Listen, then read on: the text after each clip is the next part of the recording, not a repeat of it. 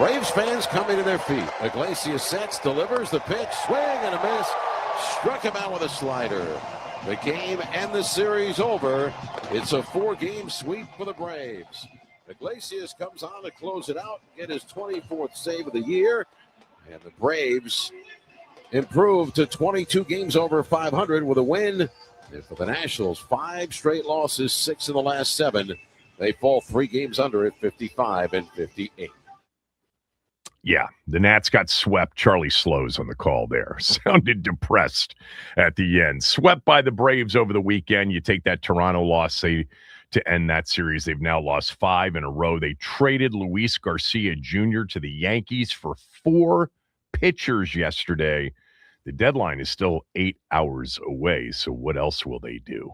Good morning. Max is with me. We are busy with guests today. Jesse Doherty, who covers the team for Now Notice, used to cover the team for the Post, will join us at 11 a.m. to talk Nats, to talk trade deadline. Ben will be with us at 12 from camp, and I had a long conversation on Friday for my podcast with Logan Paulson. You'll hear parts of that. Logan's so good. His insight is really, really as good as anybody's out there in terms of former players. He'll join us on the show as well. This from Gary in K-Town. K-Town, by the way, for those that don't know, it's Kensington, as in Kensington, Maryland, Montgomery County, straight up Connecticut Avenue from the city through Chevy Chase into Kensington. They call it K-Town. It's a bit cultish up there. Gary in K-Town writes, Kevin, I know you're not a big fan of training camp, but serious question. Other than Jaden right now, is there any part of the team that you feel good about? I actually asked Logan for the areas in which he's most confident in, the areas in which he has the most concern for. It's funny. He actually didn't say Jaden Daniels. It's almost like it's an assumed, like, okay, we're good there. Let's talk about the rest of the team. I think that's really the way a lot of people, not everybody, okay, we know some of the people that don't approach it that way, but I think the majority of fans of this team, they look at the team and say, okay, we got a quarterback. I mean, there are questions about his health and staying healthy, of course, but in terms of ability, we got that part. If he's, healthy and plays all 17 games, what else do we feel good about? Logan had some good answers, and you'll hear those coming up here this morning. I thought about it, and because defensively, it's really like I guess I could say I feel really, really confident that the defense won't be worse than it was last year. But that's like so obvious. It would be almost impossible to be worse than it was last year. That was a bad defense. That was a horrific defense at the end of the year. When they lost Dorrance Armstrong, especially post the Dallas game, I think Bill Barnwell had this stat. They essentially had more expected points added in terms of the advanced stat as a defense than any team in the league over the final 10 weeks. Like, they were horrendous. I mean, think back to some of those games. The Detroit game was embarrassing. The Detroit game, the Lions scored on every possession except for the last one when they ran the clock out. I don't know that I can remember a game like that where the other team legitimately never got stopped in the entire game. The drives for the Lions in that game, 10 plays, 78 yards, touchdown. 9 plays, 65 yards, touchdown. 9 plays, 87 yards, touchdown. 13 plays, 64 yards, field goal. Whee! They held them to a field goal. Start of the second half, 5 plays, 72 yards, touchdown. 9 plays, 72 yards, field goal. 6 plays, 84 yards, touchdown. 6 plays, 15 yards, field goal. And then 4 plays, 14 yards, end of game. That is literally almost unheard of. They scored on 8 drives from the beginning of the game until the 9th drive in which they ran the clock out. And let me just mention that in that 9th drive, they had already picked up a first down before Jared Goff took knees, or it was another backup quarterback that took knees. That may have been one of the most embarrassing and gutless performances by a defensive team I've ever seen. And look, Detroit was a good offensive team. Let's not, they weren't playing a bad team. Jared Goff's QBR was near perfect. He had a 94.0 QBR. Jahmyr Gibbs averaged 9.5 yards per carry. It was insane. I remember coming in that Monday and saying, it wasn't just that players were wide open. They were wide open on short passes where the line of scrimmage in the area around the line of scrimmage is condensed. In the red zone, I remember they threw underneath, I think it was to Jamison Williams on like a 3rd and 5. And he just expected to get hit, but he turned around and there was nobody there to tackle him. And so he ran another 5 or 6 yards before he got hit.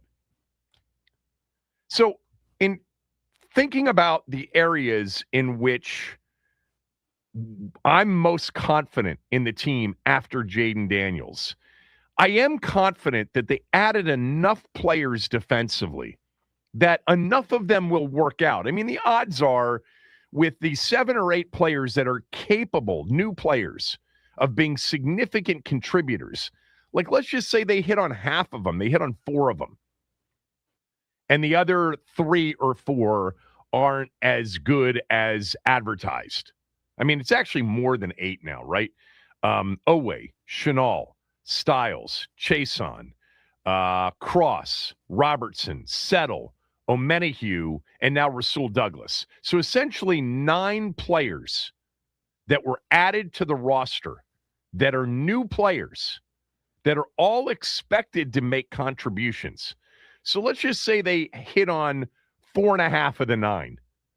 4 were really big hits, and then 1 player was kind of a medium hit, and the other 4 didn't make it. That's going to improve the defense. There's no way they could be as bad as they were last year. Now, specifically, what part of the defense? I mean, I would certainly think that they're going to be a better pass rushing team than they've been. I mean, even the addition of Dorrance Armstrong coming back with the way he played. Now, we'll see what he's like coming off the injury.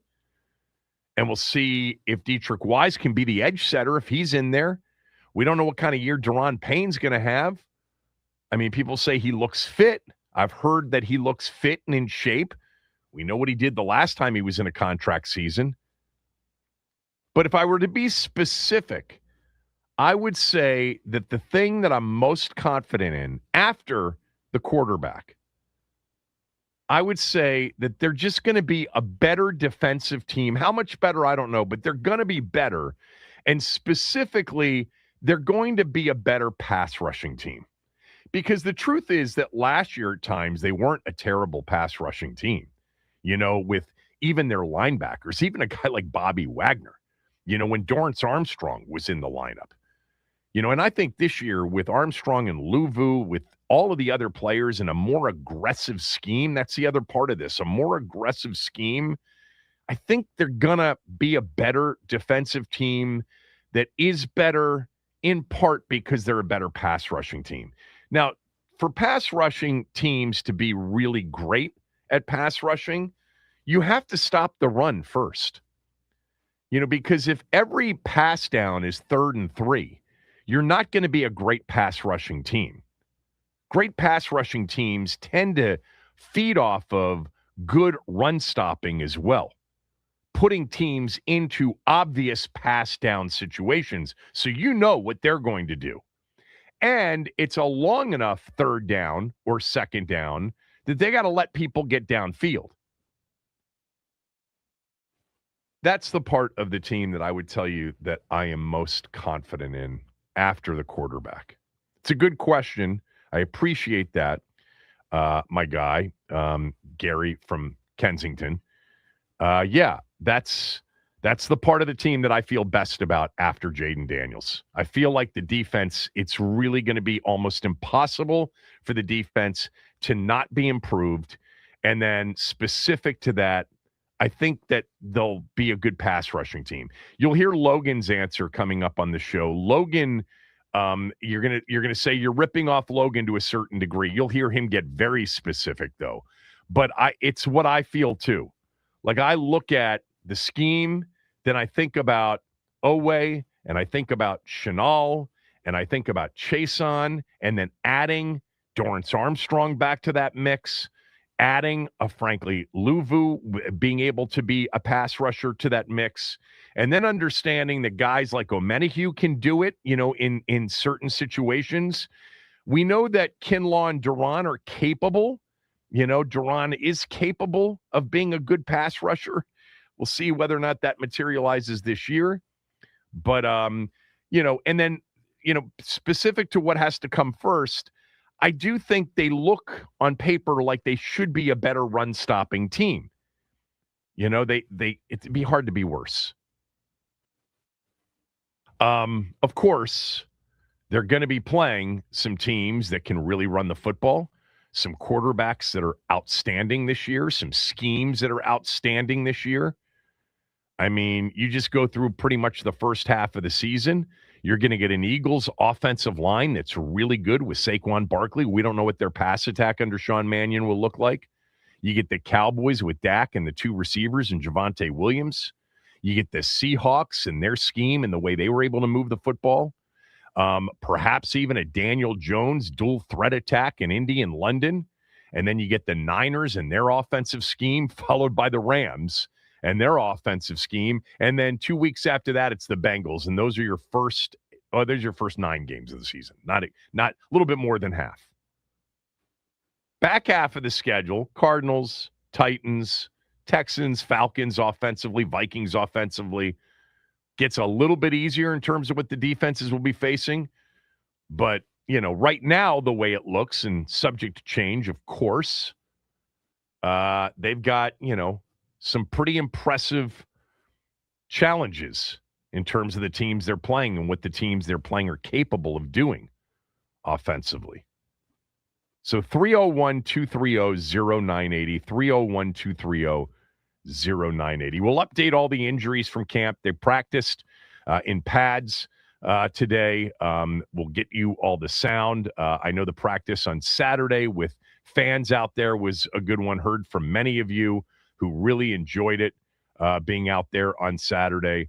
But the question at 301-230-0980 is, after Jaden Daniels, what part of the team do you feel the most confident about? Do you feel the best about? 301-230-0980. It's the Kevin Sheehan Show on the Team 980 and the team980.com.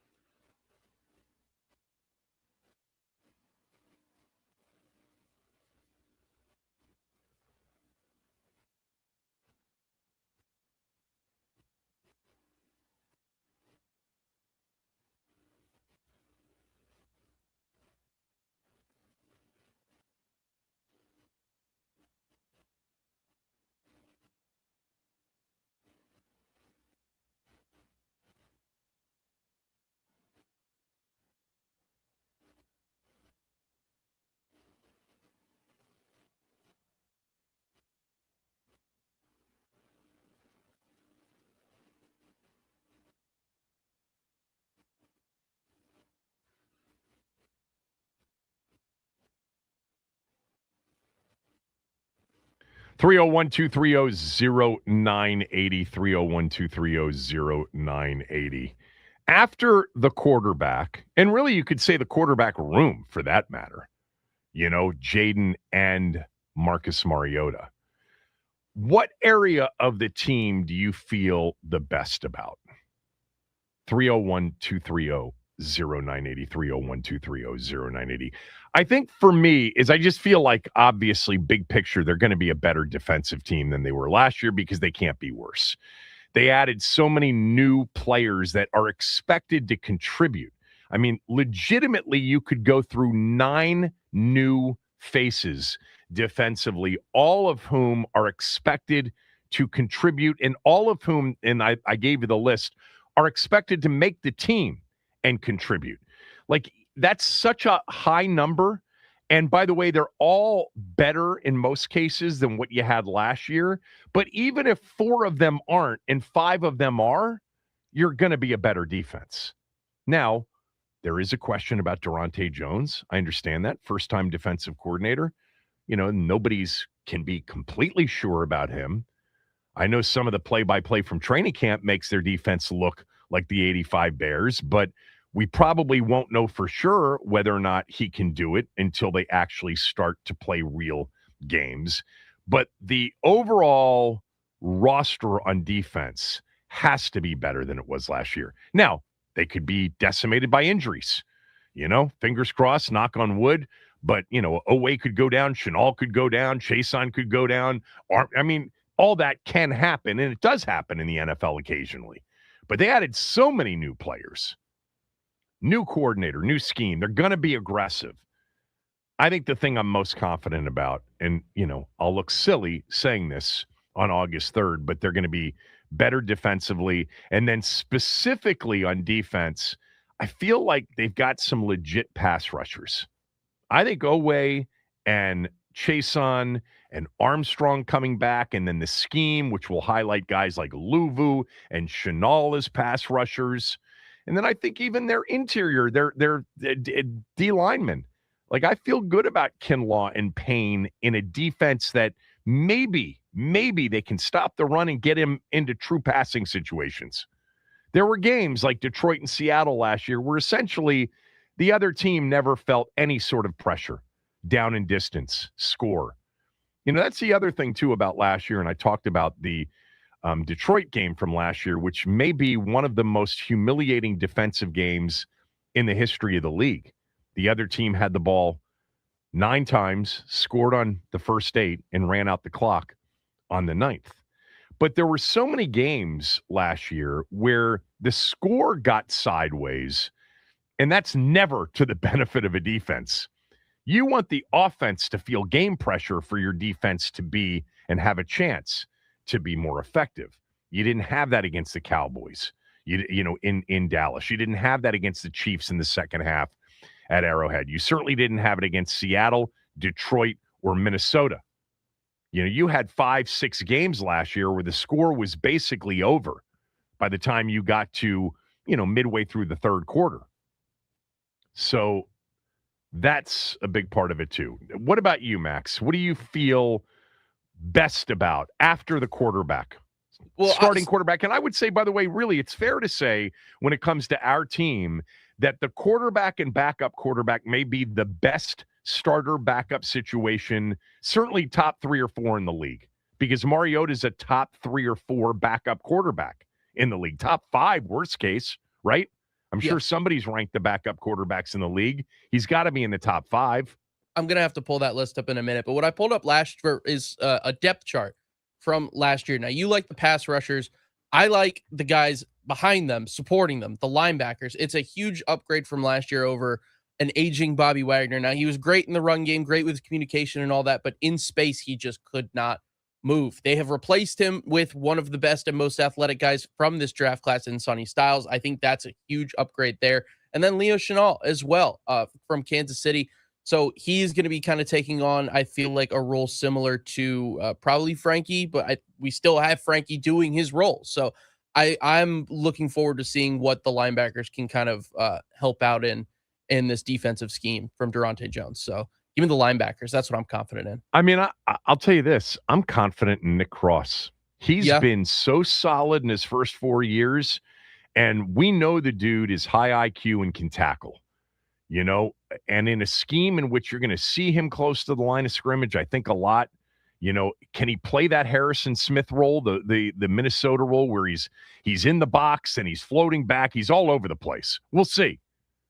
Yeah, I agree with you. By the way, I pulled up CBS Sports 2 weeks ago, did the worst 5 quarterback situations in the league and the best 5 quarterback situations in the league.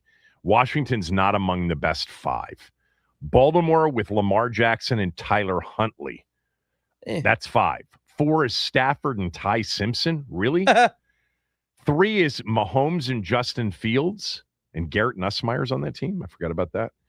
And then 2 is an obvious one, Burrow and Flacco. That makes sense to me. And then 1 is Purdy and Mac Jones. Consistent.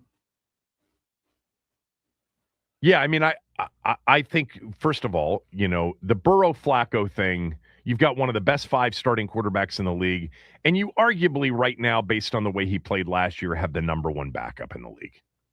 You could make the case that Flacco is the best backup quarterback, especially for their system in the league. But I would think that Marcus Mariota's got to be, just ranking backups, he's got to be close to the top 5. All right, 301-230-0980. We've got a phone line open if you want to jump on. What is the area of the team that you feel the most confident in after the quarterback situation? Let's start with Bobby in North Carolina. Bobby, go ahead. Morning, Kevin. I'm like you. It's the defense. With all the changes that we made, we've got better personnel, I think, on paper. But the most I'm excited about is Durante Jones. This scheme that he's going to run, probably, Kevin, we're going to be aggressive. We haven't been aggressive since Greg Williams, honestly. Our defenses have just been very vanilla to me, even though we've had a few outlier seasons where we've been decent. But for the most part, Kevin, our defense has just been terrible for too many years to count now. So, and what I'm reading, from everybody out there at camp, I think he's moving people around. So, therefore, he's going to cause a lot of confusion, and then we've got people that hopefully can get home, now and put the quarterback on his backside. But I think it's going to be the defense. I mean, we're just better personnel-wise with all the additions they made. I mean, we've got to be better. God help Adam Peters if we're not. Seriously. Yeah, but he knew. They saw the same thing we did, Kevin. Yeah. It was historically bad. It was terrible. And he knew he had to get better. And I feel like on paper they have. You got younger, you got faster, and you got people that have been played in other teams that have been successful. So I think it was a great off season for him. I know he takes a lot of unnecessary BS by people up there, but I think he's done good. He recognizes the needs, and he's went out and put some better people on the field, and I think we're going to see it defensively. And I told you this last week, I think the defense is going to carry us early on, honestly. You know what I'm saying? To keep us in some close ball games with that tough schedule. It's the old adage, defense is ahead of offense early in the season. Typically, it's not always the case, especially if you've got an offense with a quarterback and a lot of the returning pieces. I mean, you've seen a lot of, those teams light it up early in a season in the past. But yeah, I mean, I say, by the way, I say God help Adam Peters if the defense isn't, improved, and maybe some would say vastly improved. It could be the coordinating, it could be the coaching. But I don't know. It'll be interesting to see what it looks like. Out of all of the areas on the team not named Jaden Daniels coming back off of a season in which he barely played, I can't wait for the defense to take the field the first time against the Eagles on September 13th to see what it looks like, to see what the scheme looks like. Are they bouncing around like the Vikings? Do they have 9 guys on the line of scrimmage to start a play, 10 guys on the line of scrimmage, guys dropping, guys coming up? Who are the players on the field? Who are the players that in the first 3rd and long for Jalen Hurts at the link on September 13th, who's in the game? Who's in the game? Is it Owe and Armstrong as the edges? Is it Oweh and Chason as the edges? Is it, is Luvu on the field with Chenal and Styles is off the field? How many DBs do you have? Do you have 5 DBs on the field? If you're in nickel, who are the 6 that 5 of them might be coming or 6 of them might be coming? That's going to be Omenihu can get after it as a pass rusher. Are Payne and Kinlaw off the field? Or is Settle off the field? Is Johnny Newton in there as a pass rusher? Can't wait to see that part of it. Because trust me, we're not going to know until they're in that situation. They're not going to show you that in the preseason. They're going to show you some stuff, but they're not going to show you exactly what it's going to be like on September 13th, personnel-wise, scheme-wise. That's the most interesting part of the team for me in terms of the part that I can't wait to see.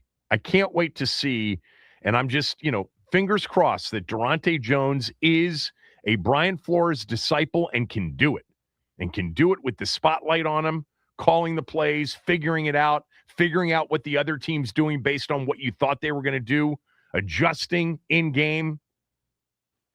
And then what is the personnel? I mean, beyond who's rushing the passer on the first, third, and long, who are the 5 DBs on the field? And is one of them coming as a pass rusher? That'll be interesting. Dominic, go ahead.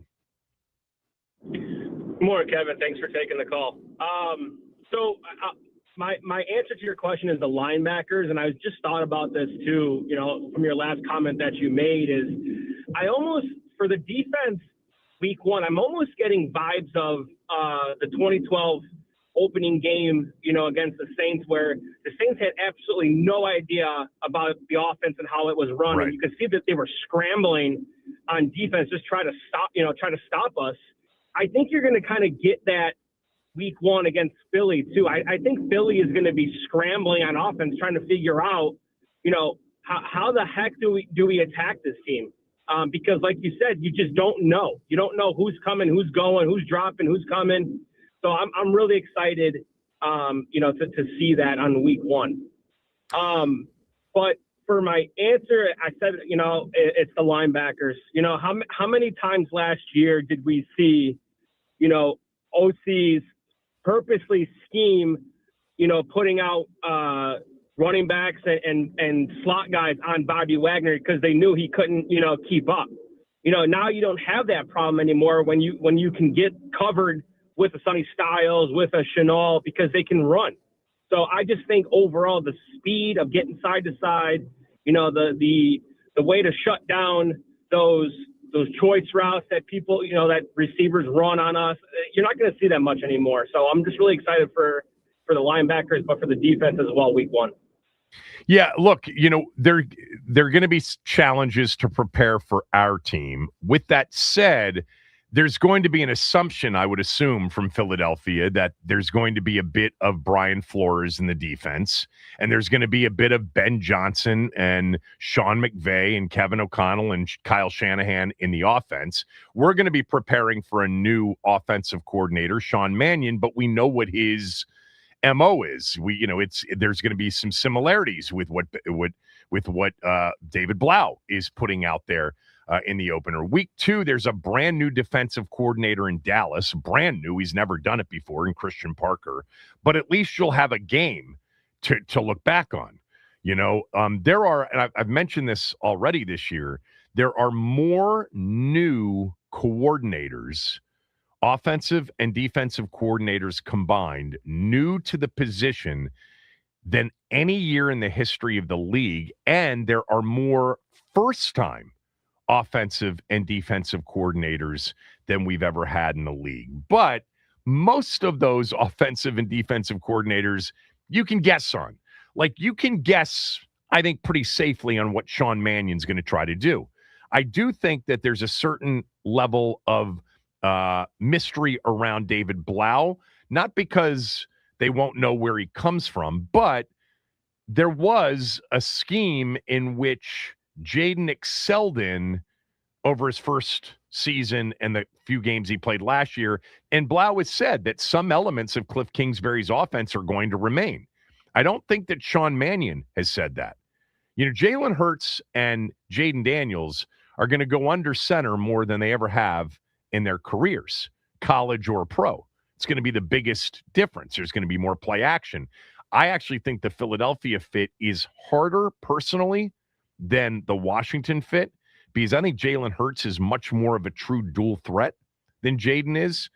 Facing the defense makes more sense from shotgun or from pistol. We'll see what they end up doing. But there's going to be a lot of that in the league this year in weeks 1 and 2 because everybody's going to be facing coordinators or at least one coordinator that's new to that particular team. 301-230-0980, 301-230-0980. If you want to weigh in, we do have an open line. Bones, Mark, Phil, stay there on hold. I'll get to you. But the question, simply put, is after the quarterback room, what part of the team do you feel most confident about? I know we've got another 5.5 weeks until the build-up to week 1, but right now, what area other than the quarterback room do you feel most confident about? 301-230-0980. It's the Kevin Sheehan Show on the Team 980, theteam980.com.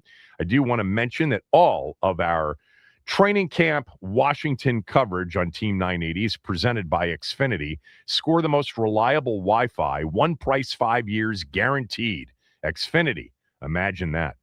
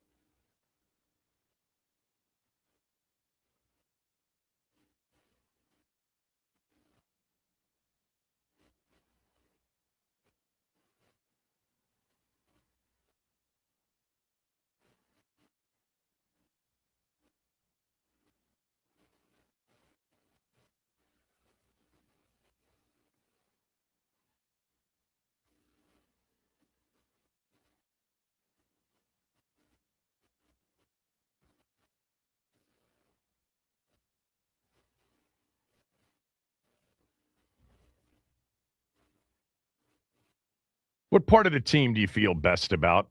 And that's after the quarterback room. I have not found a list of like the rankings of the best backup quarterbacks in the league yet. They're all from last year. Have you found one yet?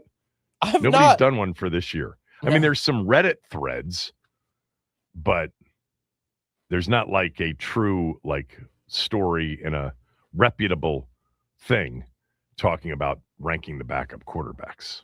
I mean, I would think that Marcus Mariota should be a top 5 backup quarterback in the league. Mac Jones and Flacco, Mariota. Who else is even out there? I mean, I'm just trying to think, like, I guess because Mendoza was the first pick in the draft,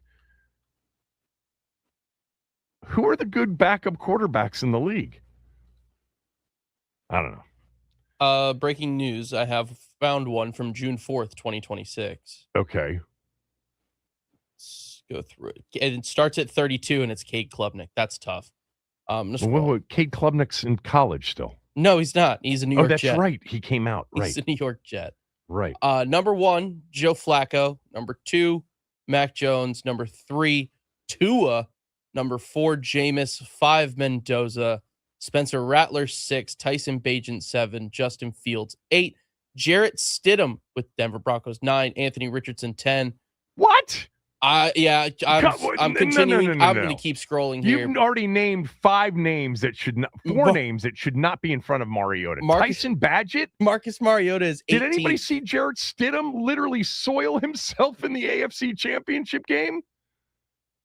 People are forgetting.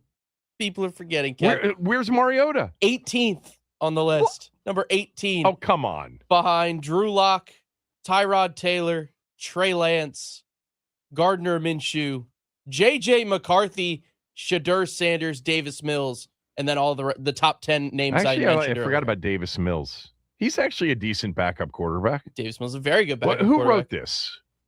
This was written by Sports Illustrated, Gilberto Manzano. Man, June 4th. Okay.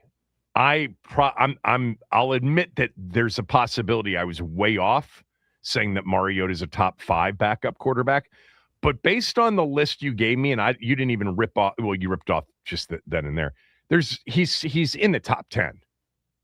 There are guys that you're mentioning that just should not be mentioned in front of Marcus Mariota.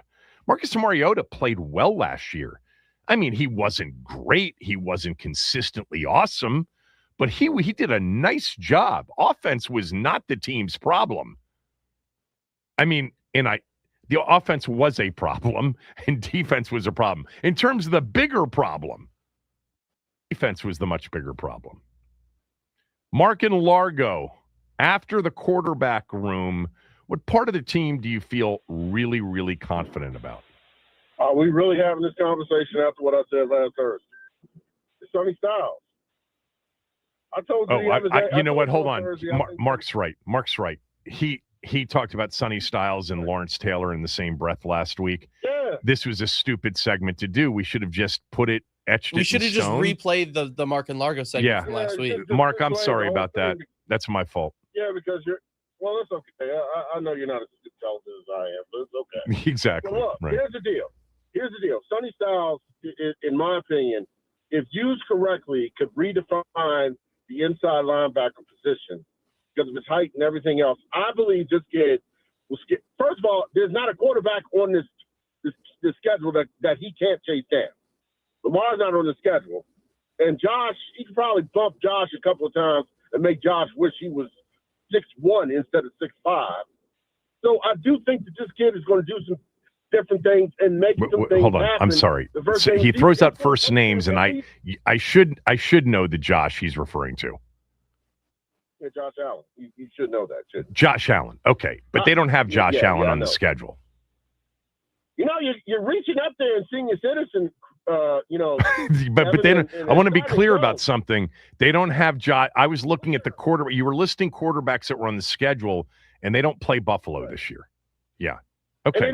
So I was looking for a Josh that they actually play this year, quarterback, and I didn't find one. Okay, look, Right, for us senior citizens, if you don't mind, be a little bit more specific. Well, not as a senior citizen. You're an in-year citizen. But go ahead. Okay, just continue. By the way, I agree with you on Sonny Styles and the size being so outlier that it could be really fun to watch. Yeah, the long arms, the height, yes. Oh, yeah, without a doubt. And if you use him correctly, he can redefine the game. He can change the game.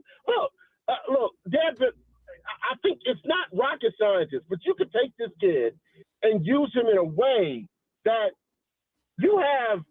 Remember what Joe Gibbs used to say about Lawrence Taylor?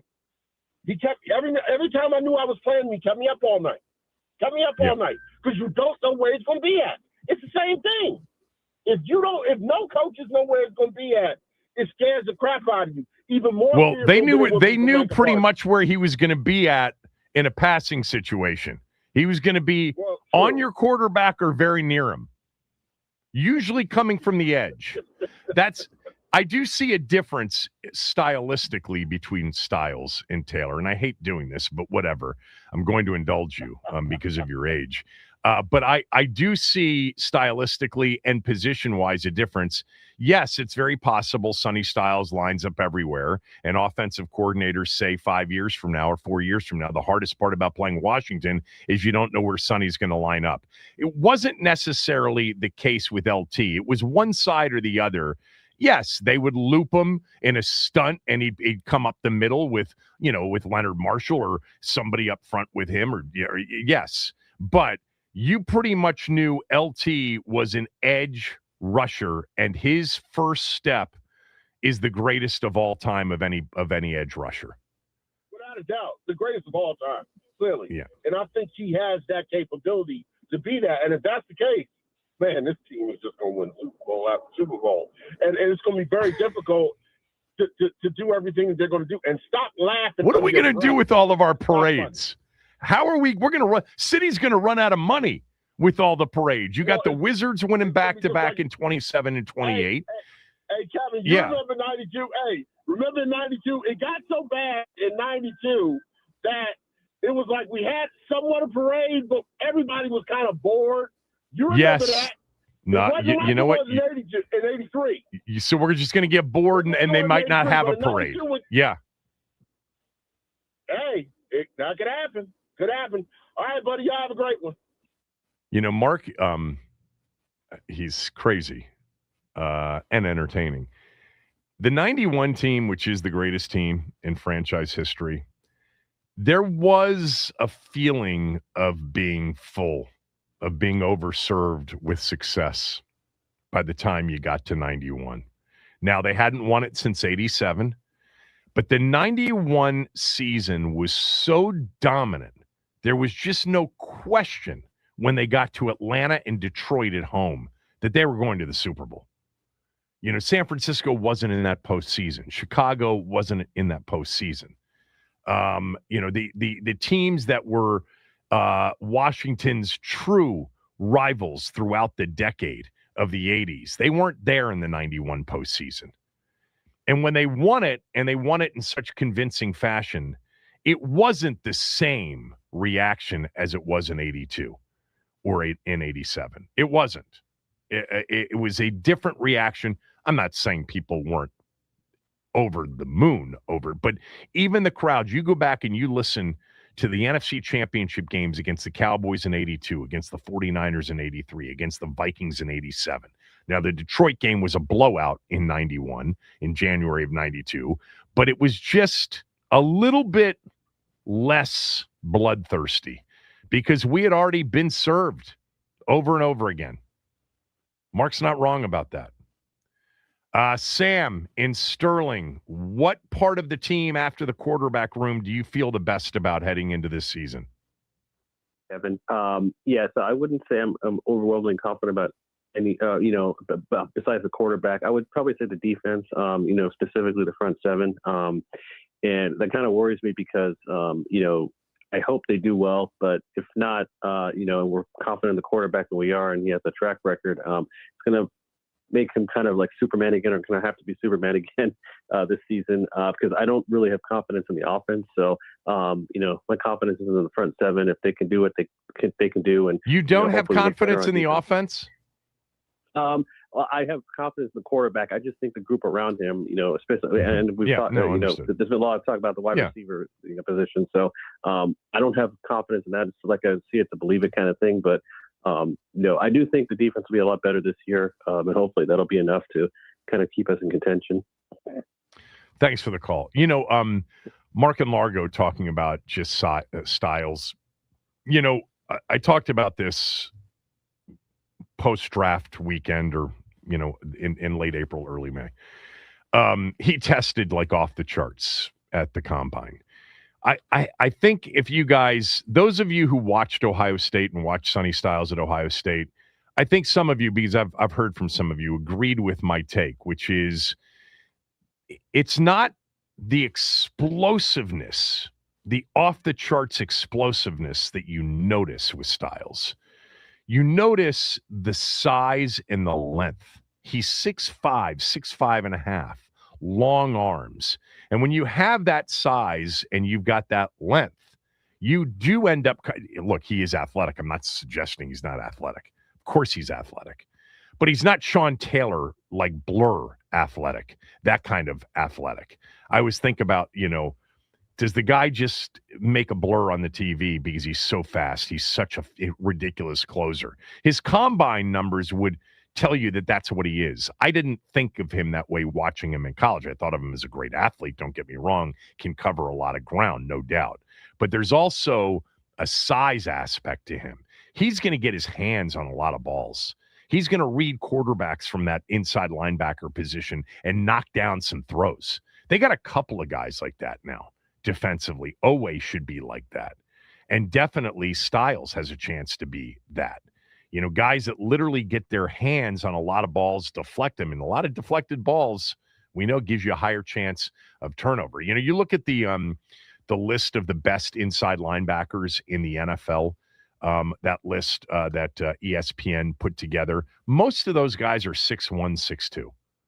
Fred Warner, Roquan Smith, Carson Schwessinger, the rookie last year in Cleveland. He's 6'4", and you could see what he looked like last year as a rookie. I mean, after his rookie season, he's the number 3 ranked inside linebacker on that list. But guys like Nick Bolton are tiny. I mean, Bolton's a blur, but he's basically 5'11", 6 feet. Even a guy, like Devin Lloyd is taller, but he's only 6'3". Sonny Styles is 6'5", 6'5 and a half. Let's go to our guy Sam in Sterling. Sam, thanks for holding. What area of the team do you feel most confident about? I'm sorry, Ivan. Go to Ivan in Florida.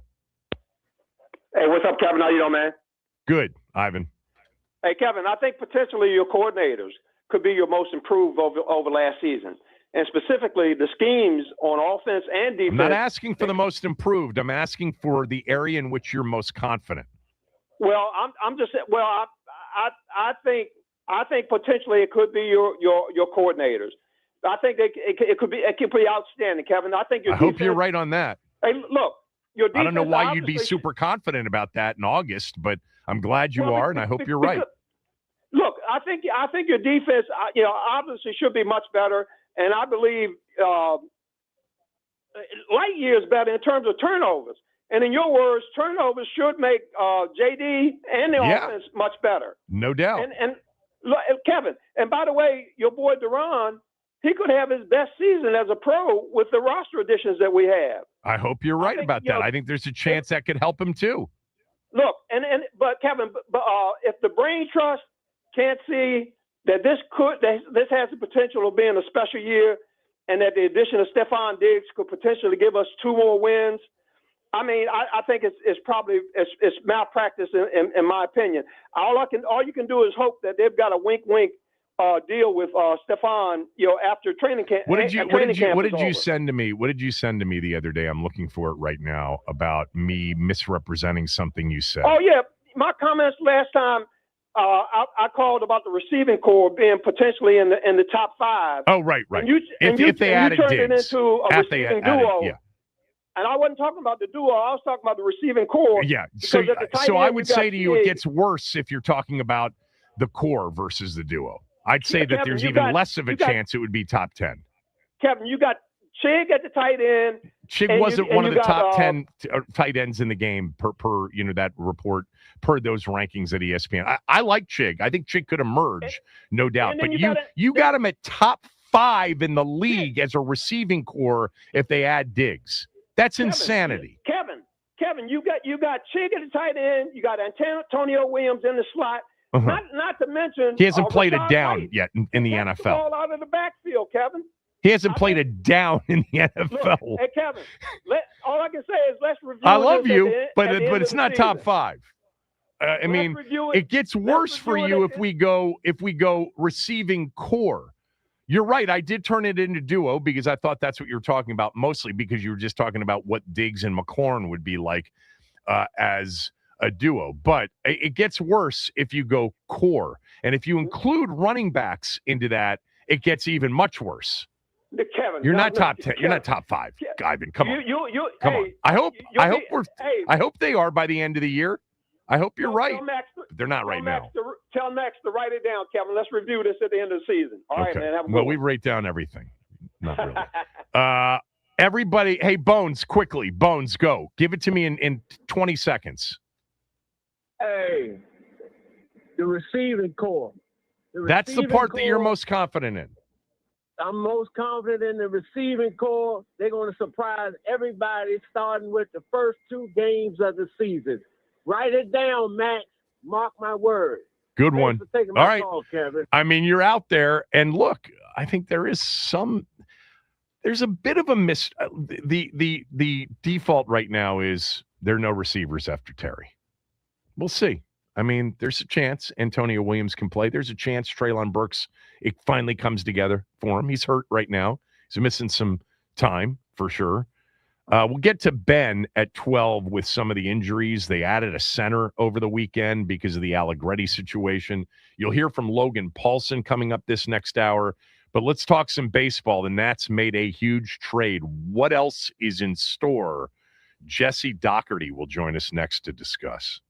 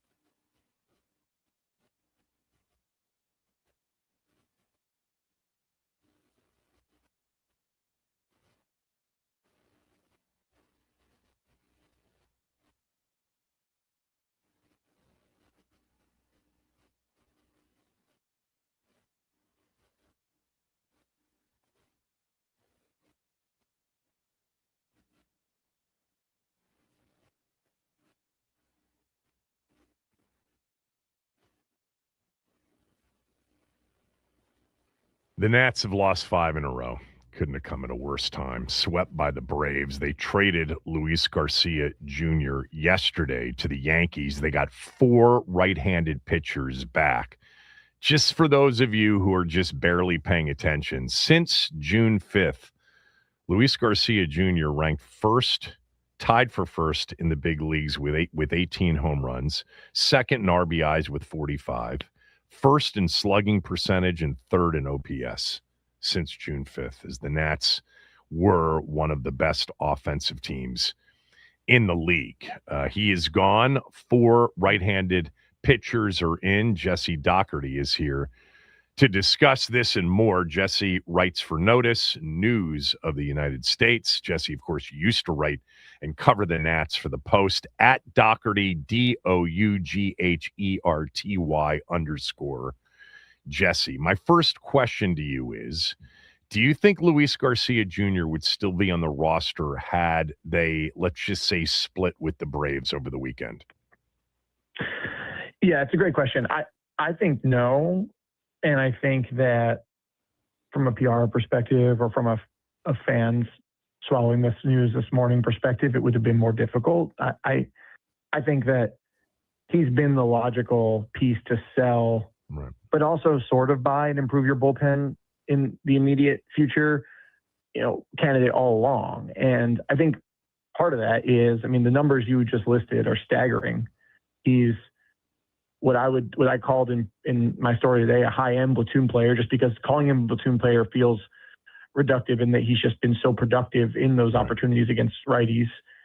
But also, you could view it as a really rare opportunity to sell high on a guy who largely throughout his career has not been this productive, has had a lot of, chase concerns, swing and miss concerns, all these things. So I think that if we were sitting here today and the Nats were at 500 or 1 under or 1 over, I'm not sure the situation is all that different. There's a chance maybe you shake another player out or you get a slightly better prospect from the Yankees because you could sort of leverage the fact that, look, man, like we're right there. We really don't want to do this. It maybe lessens their leverage a bit when they slip this hard in the 5 games going into deadline. But I don't think he's on the roster this week, even if the standings are a little bit different.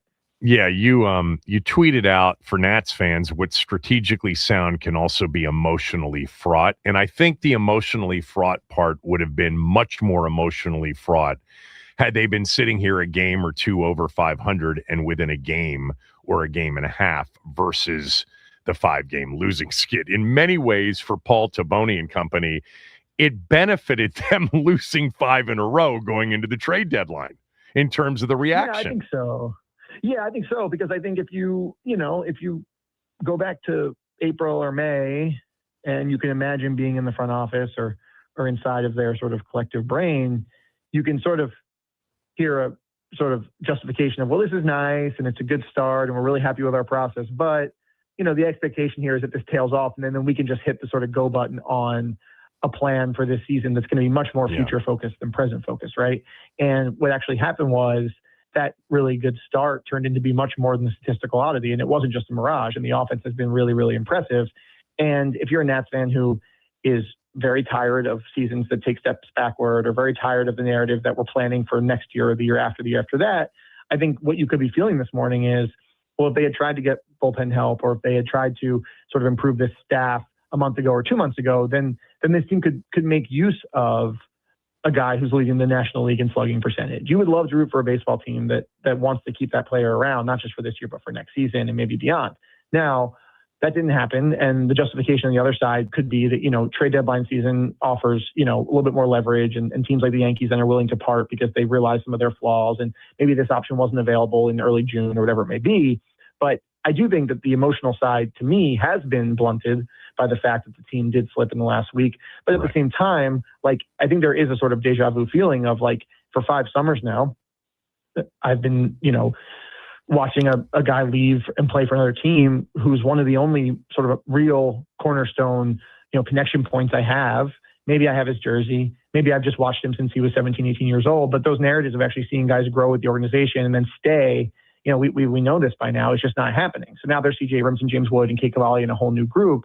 But Garcia is just the latest example of, why can't the team I root for find a use for a guy who's playing as good as he ever has? So I think that's where it gets a little complicated from a heart perspective, even if you can say baseball-wise, well, it's a pretty logical deal.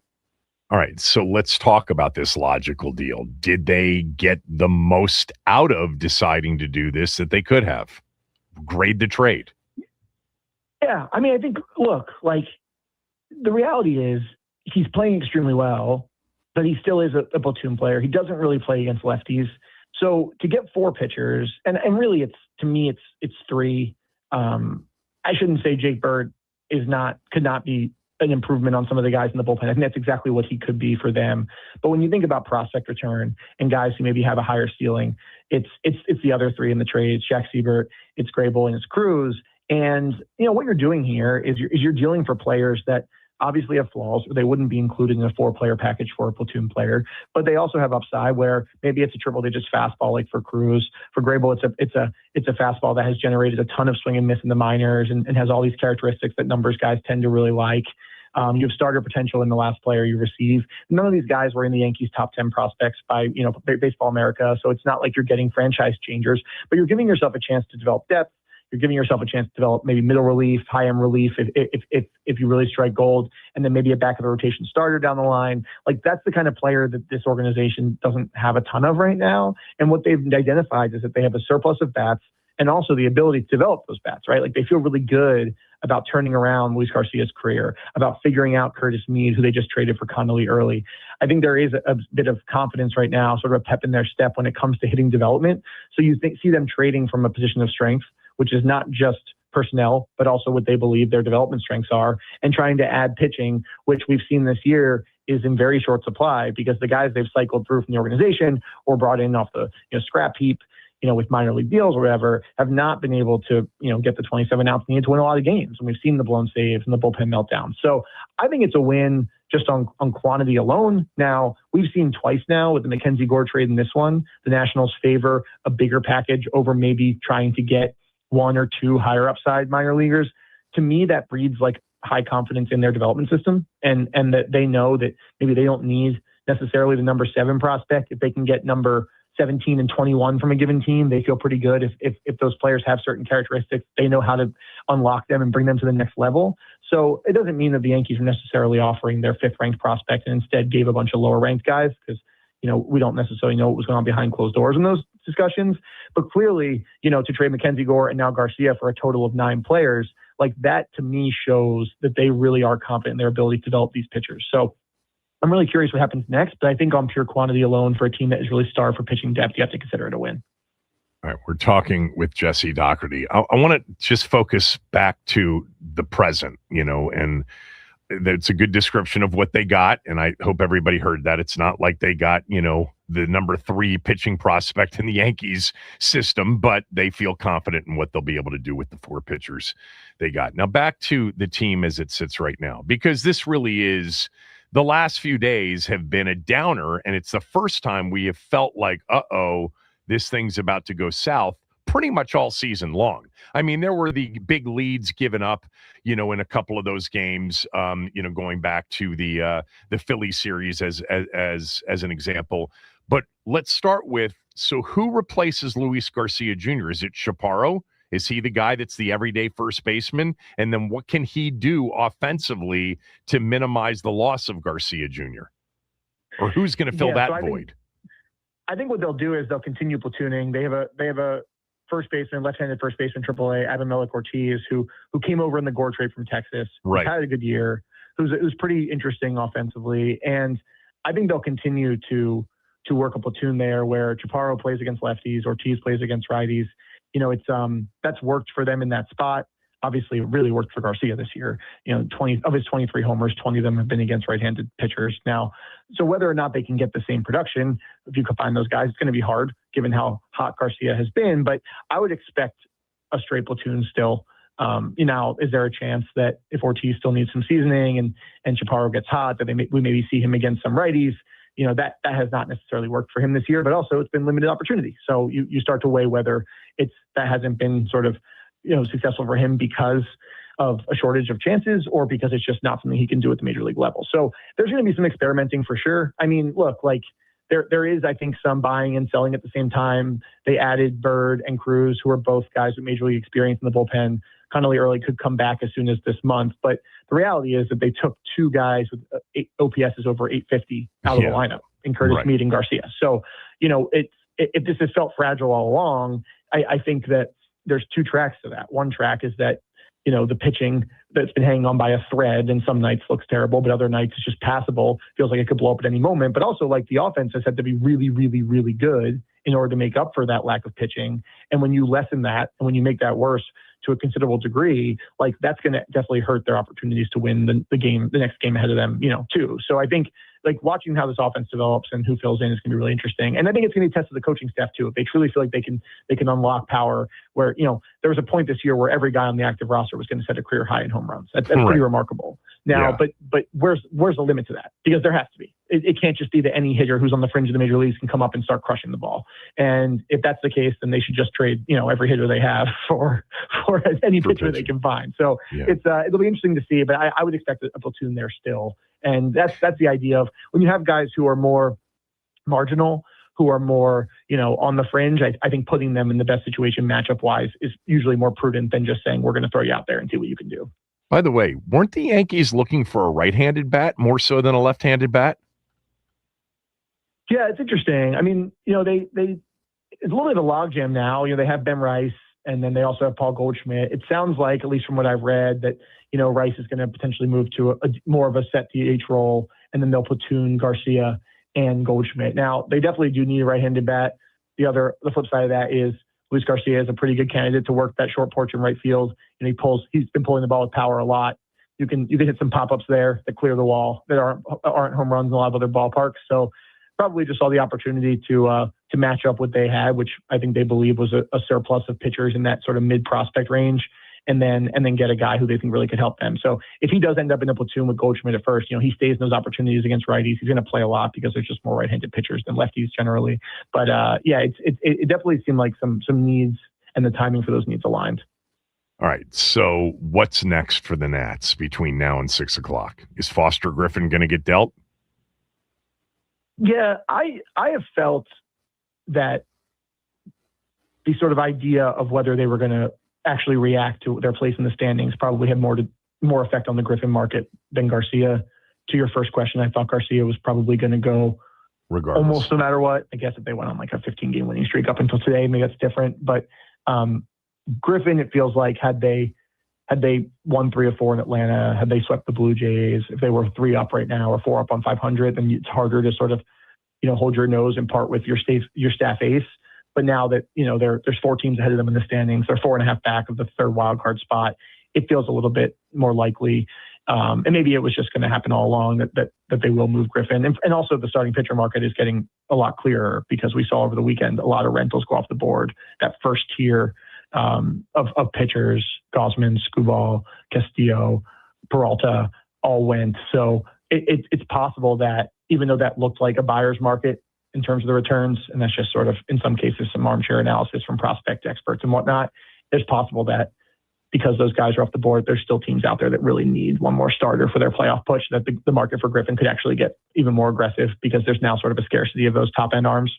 So I think he goes, a lot of that is selling high on a guy you signed on a 1-year deal out of Japan last year. Another obvious element is that he will be a free agent after the season. And I know there's been some talks of an extension that haven't come to fruition yet. I guess there's a chance they're still working on that too, but it does feel like that's the one obvious move left, that if there is a market for starting pitching and they feel like they can flip him for future assets, I feel like something you have to do. And I think that's the chance of that have definitely increased by the fact that they've slipped through the standings.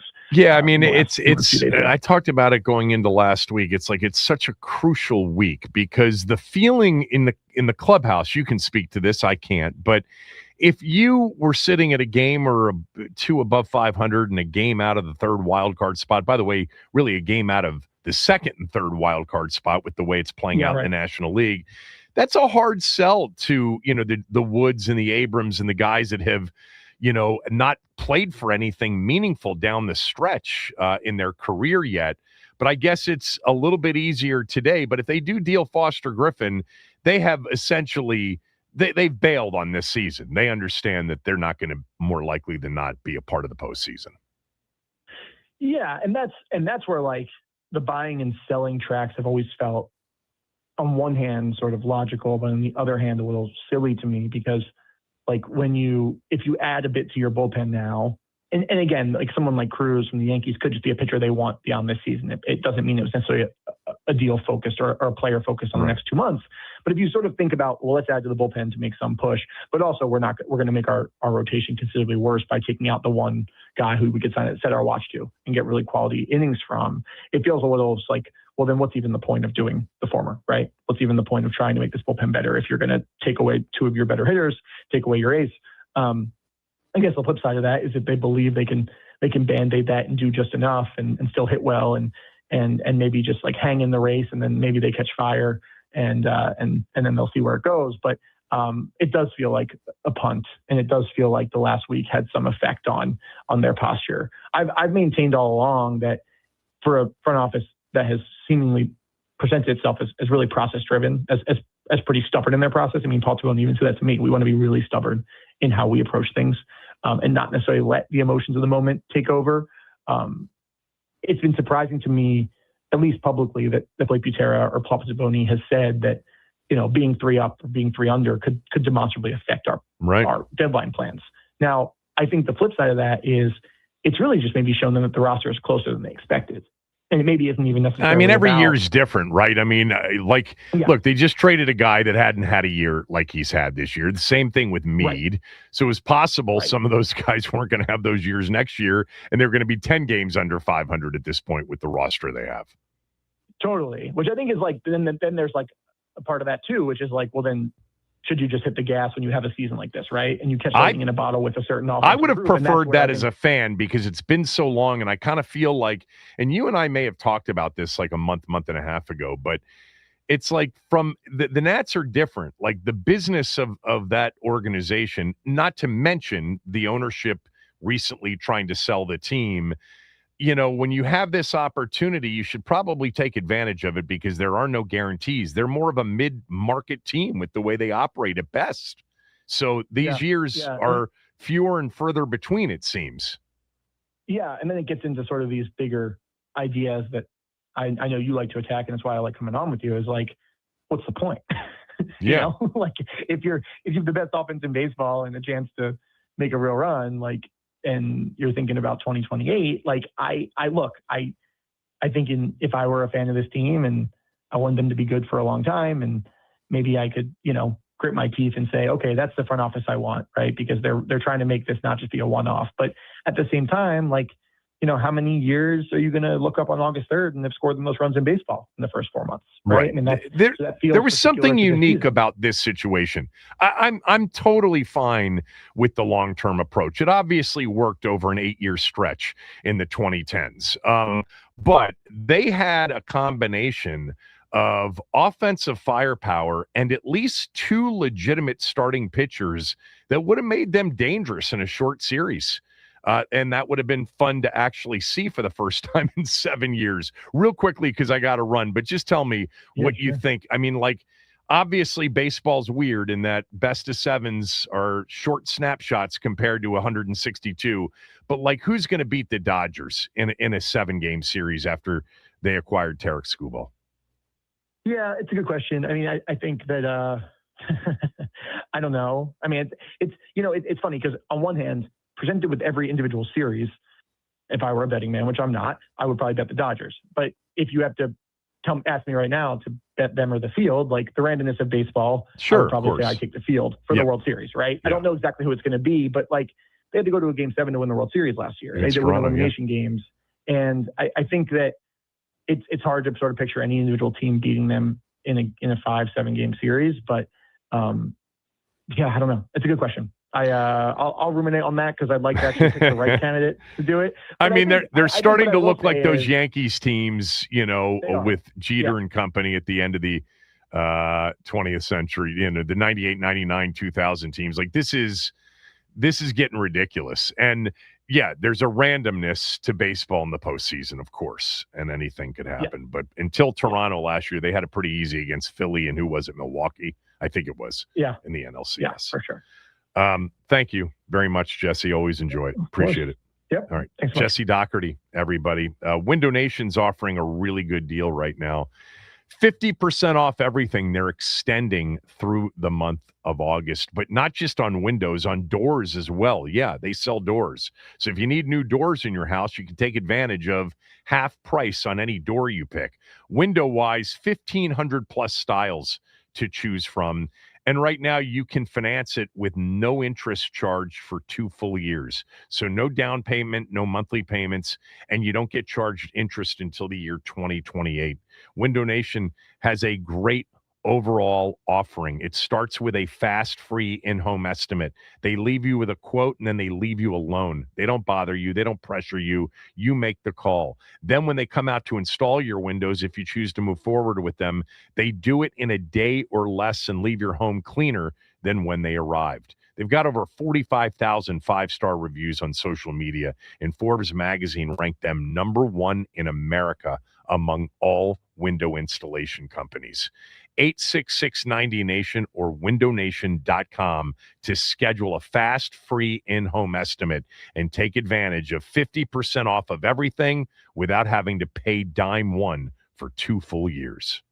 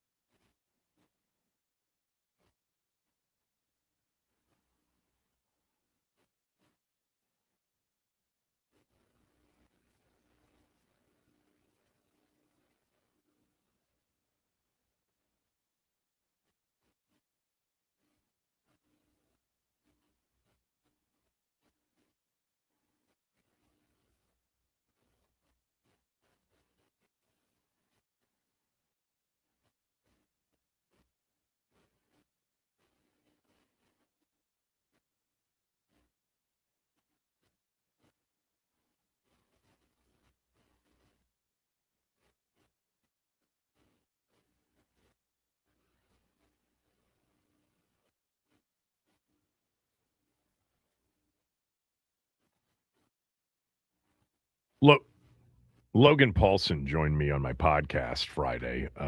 He's so good. His insight always so spot on. Spending a lot of time doing work for the Commanders YouTube channel. He does a podcast with Graham Paulson called Take Command. But we covered a lot, and you're going to hear a significant portion of it beginning right now. What part or which parts of the team do you feel most confident in? Like, you feel like when we get to Philly on September 13th, that's going to be a strength of the football team? Yeah, I think offensively, I'm probably most jacked about the offensive line. I think they're just in a really good spot with Tunsil, Cosme, Connerly. I think is going to take an ascension. Obviously, Allegretti gets nicked in practice yesterday, but I think in a way that's going to be kind of a sneaky upgrade, maybe not physically, but I think just from like a mental acuity standpoint, like everybody's talking about how smart that dude is. And then I think the other group would have to be like the defensive front, specifically the edge rushers. I just have a lot of confidence in the guys they've brought in, how they've looked over the last couple of days, how they looked at minicamp and OTAs, and I think they're going to be maximized by this defense. So I think they're going to be maximized by this defense. So I think, kind of the edge rushers, and then I would say the offensive line are the two groups that stick out to me. So you feel like I thought Adam Peters and Dan Quinn the other night, the answer they gave in which they had the most conviction about, and it was the last question in the press conference, it was about Nick Allegretti. And you could just tell, like the transcript, it was the longest answer by far, that they aren't worried at all about Nick Allegretti. It doesn't mean they'll be right, but you agree with them that this is the guy, and this is why they felt comfortable letting Tyler Biadasz walk. Yeah, and I've said this other places, talking with offensive line coaches, schemes that I've been a part of, it just is, that position is not physically not as important, right? Because if you're in an even spacing, right, you got like the 4 defensive linemen, you're uncovered if you're the center, like pretty much the whole game, right? Third down passing opportunities, you're uncovered, right? And you just don't need to have like this horse. And obviously, if, you go out and sign, Linderbaum or Humphrey or whoever the leading center is, that's great because that's a plus value at the position and that's a special player. But I think most times you just need a guy who's really, really smart. Like I think about Will Montgomery, who was on the verge of being out of the league when I was here in 2010, and he was the starting center, and he moved to center and became really, really effective because he was super smart. He understood angles really well and was able to put the 6 guys counting myself, and the rest of the blocking surface in the best position to be successful. And I really think that's what you're looking for. And I also think, like, with his level of experience, the stuff he's going to add in pass protection in terms of calls, tools he's going to bring is going to be really big. So I think it's more of a mental position anyway. And if you're worried about somebody who's lacking the mental acuity for the position, then I think you're kind of going the wrong direction. So I think, again, smart guy. I like the way he plays. I like the intelligence that he plays with. And I think you taking a rotational guard and moving him to center is a great move for him in his career, but also a great move for this team. You've said that to me before, and I've had other people say that to me before. I think it's actually something that I've learned more recently. I don't think that I ever really knew, as much of a fan of the sport that I am, I don't really think I ever thought of the center position being less significant than the way you've described it. And I understand the mental part is a big part of that position. I've always understood that. But I would ask you, if you're playing a lot of teams, which this team is lined up to play, at least on paper, a number of teams with really strong interior defensive lines. I mean, even in their division, Philly and even Dallas with Quinnen Williams, et cetera. I mean, Jordan Davis and Jalen Carter, the Rams, the Seahawks, the teams that they have on their schedule, and even, some 3-4 teams with strong nose tackles. Does it matter more when you're lined up against teams that are loaded at those interior defensive lineman positions? I mean, obviously it matters more because they're better players potentially. But I think like one of the things that, as a tight end, for example, like, you got like a wide 9 technique. So someone who's on your outside shoulder, like I get nervous because that's a one-on-one block with me and a really good football player, right? But if I get a 6 technique, I have a nice little double team. I got the tackles help there. It's not all on me to make that thing go. Right. I think when you go through a game tape, right, with a center, for example, pass protection, first and second down runs, like you are in combination the majority of the time. Got Now, it. there are certain exceptions. Like you said, the odd front, I think, is a really good call out. Like when you get a true nose, like that can be really challenging, right? Like, Jordan Davis, old Vince Wilfork, right? But the other thing people sleep on with that is like, if I know that that's a strength of the other team is this really powerful nose guard, shoot, man, like we're going to stay in 11 personnel. We're going to get out of base offense, right, into 11 personnel. Sure. You're going to match with a 4-down structure. We're going to be able to insulate the player that way. So it really just depends on like how you want to insulate that position, because you can insulate it in a way that you can't insulate a tackle.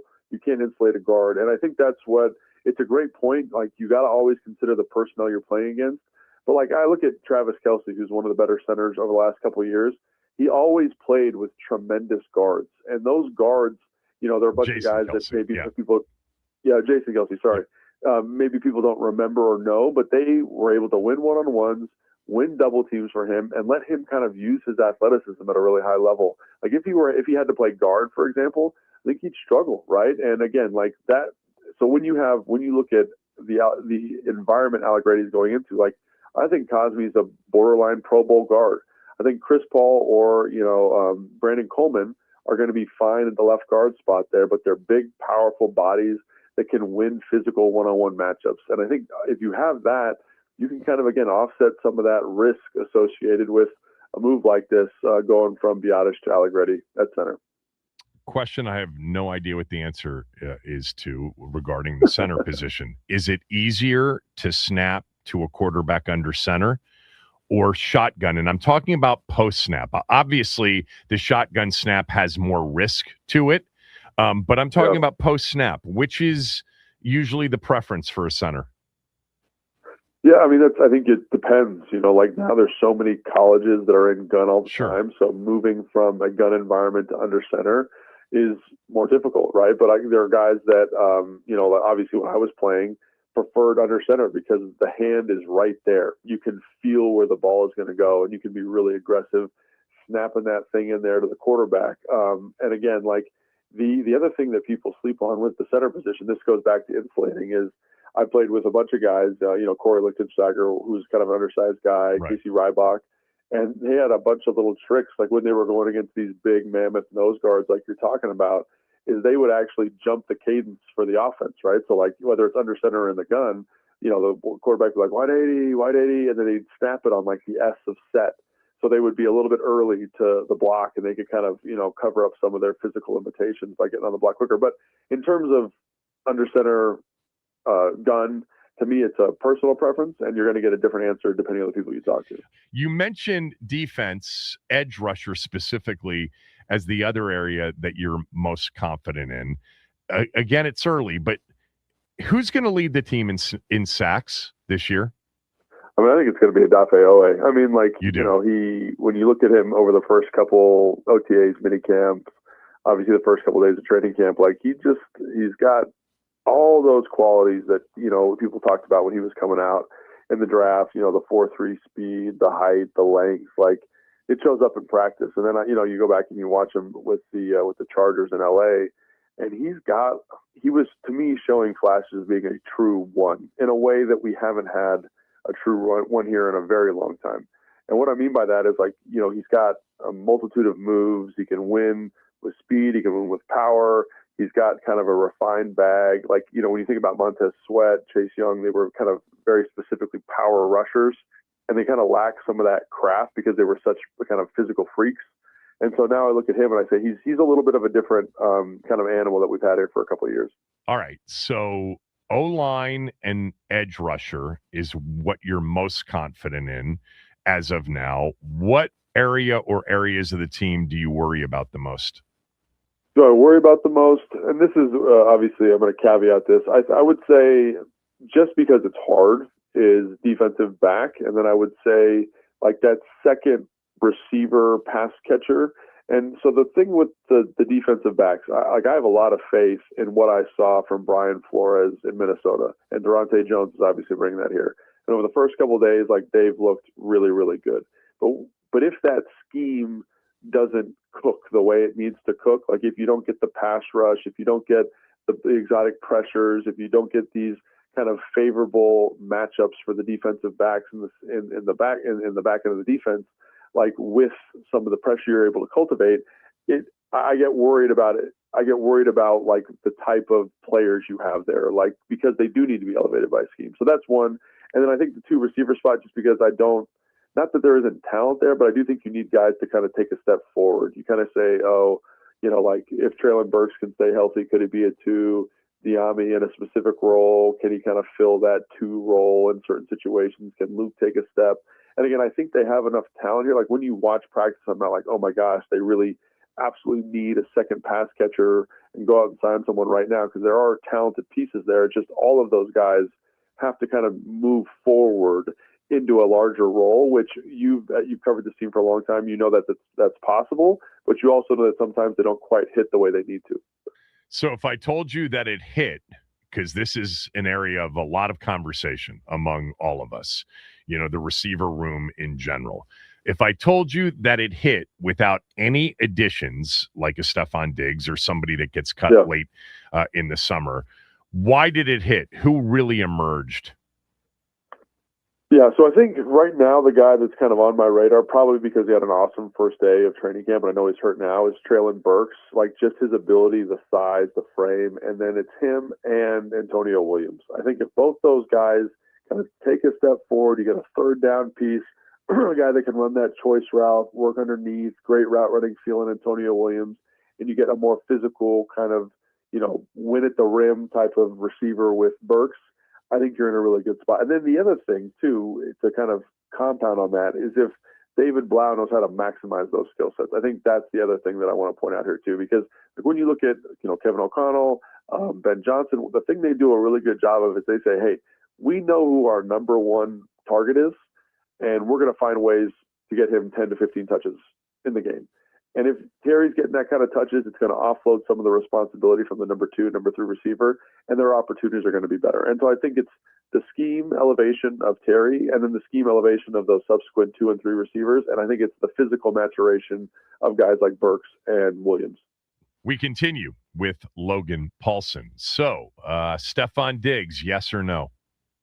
Yeah, I mean, I like Stephon Diggs a lot. I think you go back and watch what he did with New England last year. Like, he's a good football player. I know there's some legal stuff. I'm not super familiar with all that stuff that's going on, which is the only thing that gives me pause. But I think of the people available, like he's the name that is at the top of my list, barring that all that legal stuff is okay. But I think he still can do it at a high level.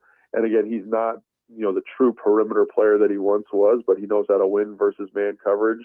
And I think he did a great job mentoring Drake May, from what I understand. I coach a couple people or consult with a couple people that play there, and they had nothing but fantastic things to say about him. So, the guy in the locker room sounds like a great guy. The guy on the field, in terms of the tape, I think was performing at a high level. So, yeah, he of the guys available, he's the guy I would sign. You talked about, the back end. If the front 7 doesn't materialize as a much better pass rushing group, who are you excited about, if anybody, at corner or at safety? Is there a player that you're thinking is, a given to be a good, solid contributor? I mean, the guy that I'm going to give you 2 names, I'm going to cheat, is the guy that I'm most excited to see in this defense is probably Mikey Sanders still. Like, I look at, again, where Durante Jones is coming from in Minnesota and how those defensive backs are able to play with their eyes kind of through their responsibilities to the quarterback. And I say to myself, like, that's Mikey 1,000%. And Mikey's ball skills are excellent. Mikey's anticipation is excellent. His click and close is excellent. Like, I think he's going to turn the football over a ton in this defense. And so he's one. And again, like, there's a little bit of a projection there. The pass rush has to hit, the pressure package has to hit, the disguises all has to work. But I think he's a perfect fit for that. And then the other one is Nick Cross. Obviously Nick Cross is, I think he's on a 1-year deal, something like that. But in terms of what they did in Indianapolis, like, he reminds me a little bit of like what Harrison Smith was for Minnesota. Like, I can blitz, I can play like an off-ball linebacker position, I can play safety. It gives you so much more flexibility having a player like that. at, near, and around the line of scrimmage who can also cover a little bit. So I think that's why probably pretty stoked about both those guys and what their potential roles could be in this defense. Yeah, I'm excited about Nick Cross, too. I think, first of all, he's available. He's high IQ. He's a great tackler. And just the obvious idea of the way the Brian Flores defense works, it just seems like a perfect fit. And with Sandra still, as you were talking, obviously they're different positions, but in the same way Adafe Owe has great feel for the game, Sandra still is that. Sandra still has that anticipation. It's why he made so many big plays. As a college player, he just kind of sees it as well, don't you think? I think that's 100% right. And like, it's so funny going back and like watching him play the nickel last year and watching him play in the perimeter. And he just does have a football playing Johnny kind of element to him, which I can't get past and I love. He's a good tackler. He's physical. He's aggressive. He's willing to take chances, which a lot of guys aren't super willing to do. So I love him. And again, I want him to have more responsibility and more opportunity to show what he can be. Because last year, I think, everyone can attest, anybody who watched games last year, it was a tough sledding for every level of that defense. And hopefully it'll be a little bit a better environment for him this year. Which of the two new coordinators, David Blau and Durante Jones, do you think will hit the ground running faster than the other? Of the two, which of the two is most ready to be in the spotlight for the first time, coming up with good game plans, and then excelling when when the game kicks off and they've got to call plays? Kevin, that is a fantastic question. So obviously Durante Jones on paper is the obvious one because his background is so comprehensive. He's developed his own game plan. But, I've had a couple conversations with David Blau, and I think and again, they're not long conversations, but there's just kind of a twinkle in his eye that reminds me a little bit of kind of like the Sean McVay thing. And he says the right things. He's acknowledging the right things. He's critically thinking about the offense in the right way. So my brain is saying Durante Jones, but my heart is saying David Blau, man. Because again, like in the limited interactions and like what we've seen from him in training camp and OTAs and this offseason, like there's something cool about the way he's constructed this thing. Now he's got to build a game plan that's a different animal entirely, but I think there's a little bit of magic there, or at least I'm hoping there is. Just tell me something about David Blau, because it's not the first time he's been mentioned in the same sentence with Sean McVay. We both know Sean was an extrovert. Sean was a phenomenal communicator, a great motivator. I've told you this before. Cooley, when he was the tight ends coach, essentially said if he were owning the team, he'd elevate him right away to head coach, because the first interview he goes on, he's going to get the job. I mean, this was 3 years before, Sean became a head coach. Blau seems less extroverted in terms of his personality. Is that correct or not?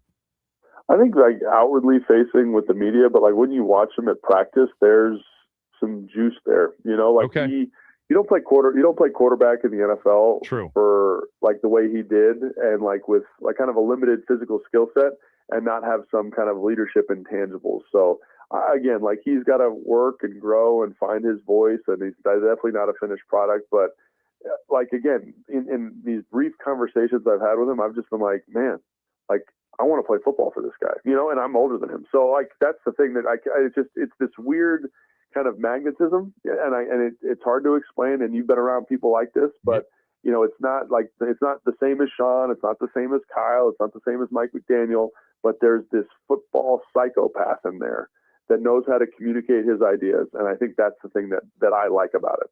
So what's his offense going to look like? I mean, I think it's gonna be fun from what I've seen so far. I think like the thing that stuck out to me over the first couple of days, OTA's minicamp, and then obviously the first couple of days of training camp, is it is diverse, man. It is diverse. So, like, I think it's going to feel a lot like what you got from Ben Johnson. There's elements of, like, Kevin O'Connell. And then there's certain things like college principles you see sprinkled in there, too. And the fact that this is the second day of training camp, or they just had the second day of training camp, and they have so much variety, formational variety in, like, the type of plays they have in are so vastly different. I'm just like, man, they have a lot to pull from here. and it's pretty sharp. Like the way they're using cadence, like to me, it's going to be what we're seeing in kind of like this modern West Coast. The Ben Johnsons, the Kyle Shanahans, the Sean McVays, like that's the principles they're bringing. We're going to use every tool at our disposal: cadence, formation, motions, shifts, backfield set, to put ourselves in an advantageous situation over the defense. And we're going to construct similar looks and run and pass so that we're not giving you a tell as to what we're trying to do based on formation. And I think that's the way modern NFL offenses are going. And I think he's bringing a lot of those principles here, at least from what we've seen so far.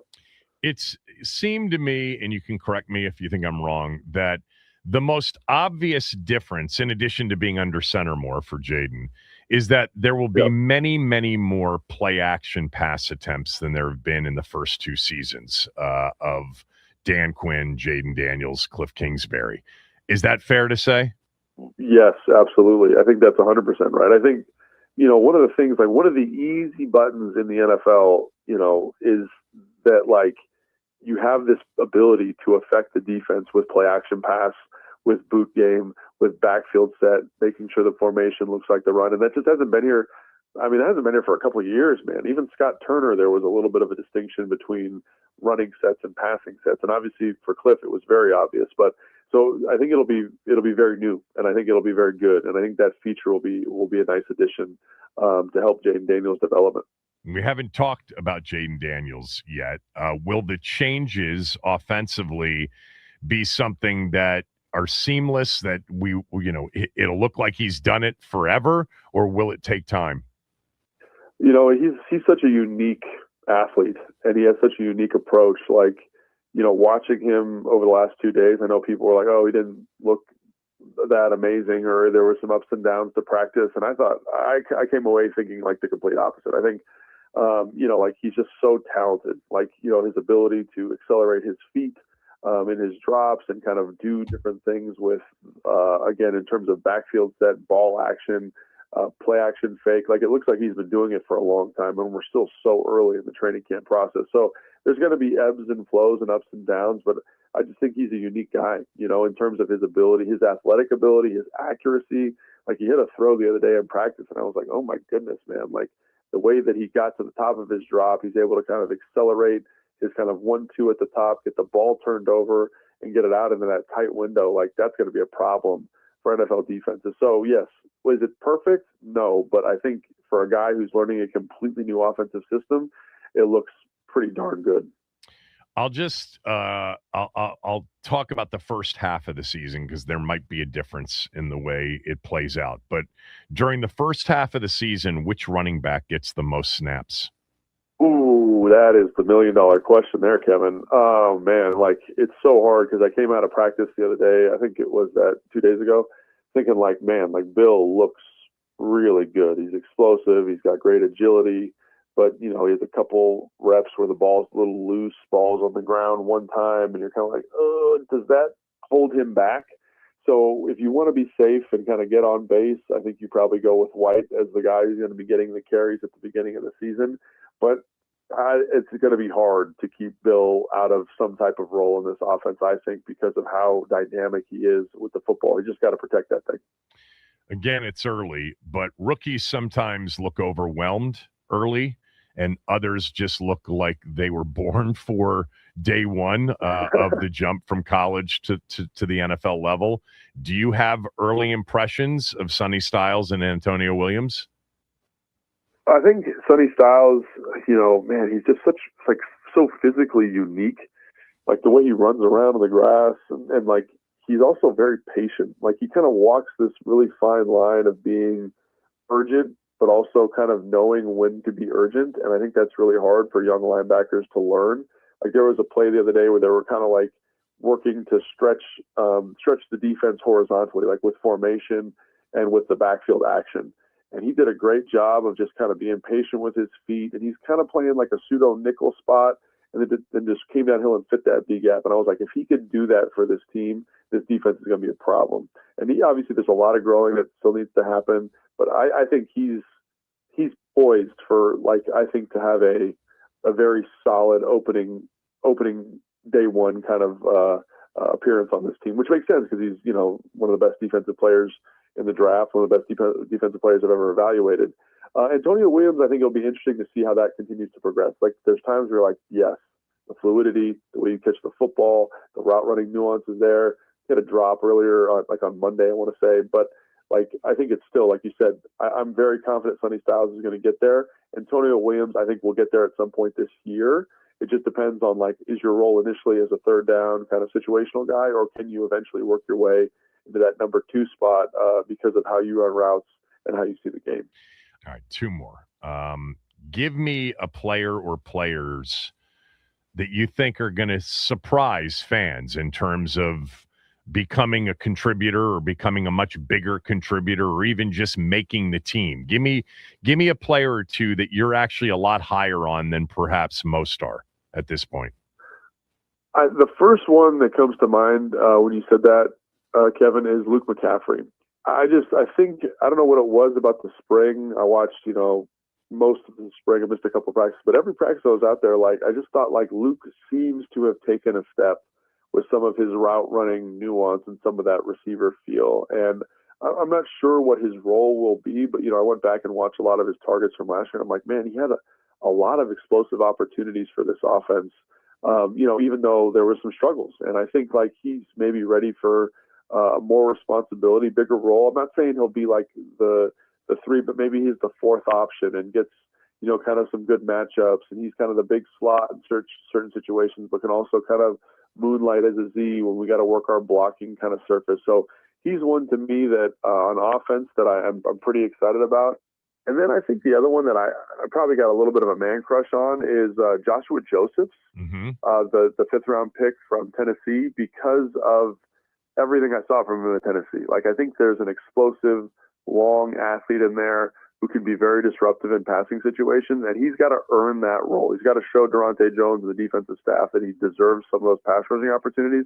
But I think when you look at kind of the shape and frame of him, he could do some damage in certain situations because of his physical tools. And now he's got to kind of, get that honed in and get that focus. But again, he's a guy that I think is very, very compelling. 2 good ones. All right, final question. This team will be a playoff team in 2026 if, finish the sentence. If the coordinators hit, really, it's the big one for me. If Durante Jones brings some of that diversity, aggressiveness, novelty to the defense, I think we're going to be in a pretty good spot. We're going to get more turnovers. We're going to create more ball production. I think all that stuff heads in the right direction. And if David Blau can do what, this offense has shown it can do other places, and he can show a mastery and a command of, calling a game and developing a game plan, this offense doesn't need to be the number 1 offense in the league, but if it's, 15th and the defense is 14th, I think we got a shot at a playoff run here. But again, that's a big lift by both of those guys to get to those positions, because again, it's new for both of them. So again, they have to hit, they have to develop quickly and show a good maturation for this team to make a playoff run here. In a lot of your answers today, you didn't give me the obvious answers that I would have guessed to be obvious. In this case, in particular, what's the obvious answer? Well, there? but I've loved the answers because I think they're really good answers, and they're your answers, and it's a subjective thing anyway, especially at this time of year. Right. But to me, number 1, more than anything else, this team in 2026 and beyond it hinges on 5 being upright and healthy for 17 games, because without that, you don't have a chance. No, I think that's why I said the coordinators, right? Because really, everyone says who's the most important person in the building?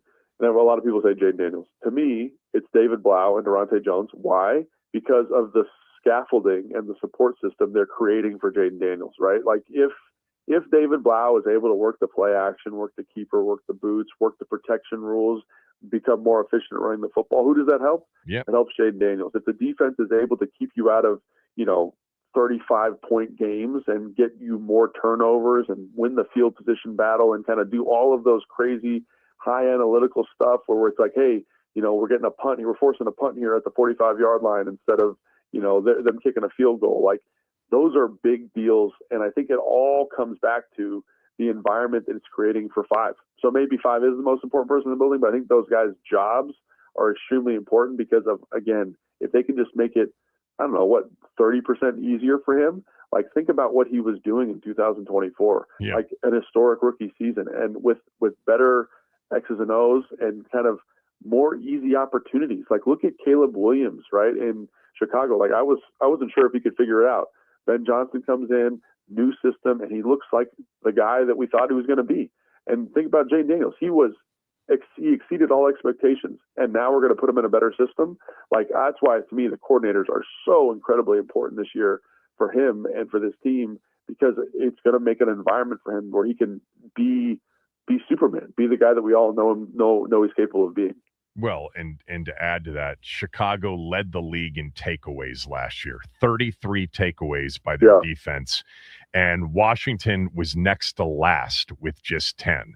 So if you just move up defensively into the middle of the pack with 21 takeaways on the season, imagine field position, stopping the other team, getting the other team off the field, but then starting field position, and maybe, by the way, a couple of scores or returns into the red zone. Those things would help out a lot, no doubt. Thank you for doing this as always. It's really enjoyable.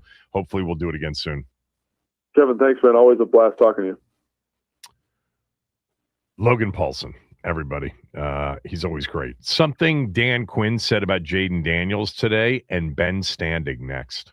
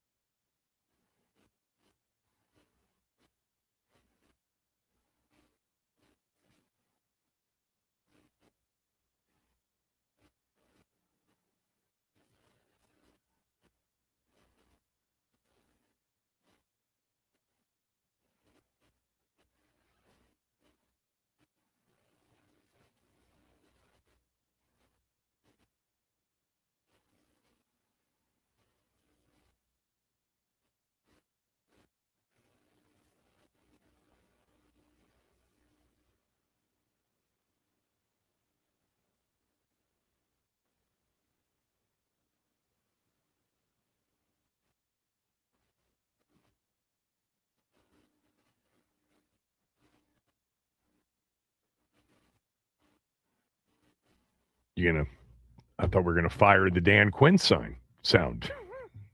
Right, you're right. What, 4 days into camp? Has anybody surprised you so far? Anybody stood out? There's a lot of guys that I thought just really came ready to get down, and I thought that was what I was looking for. That's what I was hoping to see. I thought no surprise, but I felt like Jaden was even further ahead maybe than I thought he might be into that space. But there's a lot that I'm pleased with, and I'm anxious. All I wanted for those guys was think about that 4-day block, and then as we're starting today, just these next 3 days, and see what went good, what do you want to improve. So I'm asking them not to look too far down, and can they really stay in it. Dan Quinn earlier today. They were in pads today for the first time. Ben Standig was there. Of course, Ben writes for his own Substack called Last Man Standing, covering the team. I would urge everybody to subscribe. It's totally worth it. At Ben Standing on X as well. Okay, so I'll ask you the same question Nikki asked the coach. Has anybody just stood out wow, that player really looks ready for September 13th? Well, as a follow-up on Dan Quinn's response there mentioning Jaden Daniels, obviously that's the name you want to hear is doing well. I thought the first couple days in practice, his accuracy was a little wonky. I mean, they were doing a lot of red zone stuff, so not a ton of room. I think today he had a couple of throws that if they happened in a game, they would definitely be leading the highlight reels. The very first pass of the day, he hit a play almost out of the Jay Gruden playbook, a fade pass to the back corner of the end zone. It was kind of reminiscent of the play where Jaden hit Terry McLaurin at Cincinnati, late in that game. And it was a perfect throw, and McLaurin made a great catch to get his feet in. And then later, I was standing by the back of the end zone. I was watching Chigakonkwo run basically like a down and out towards the sideline in the end zone, and he was covered. And Jaden's kind of biding his time. All of a sudden, here comes the ball. I don't know how it got there, but somehow he found a Okonkwo open in the end zone, and it got through a bunch of guys. So that was just the guy you want to see play well. I thought was one of maybe his best days from an accuracy standpoint. Today obviously the first day with pads, so you want to see the play around the line of scrimmage.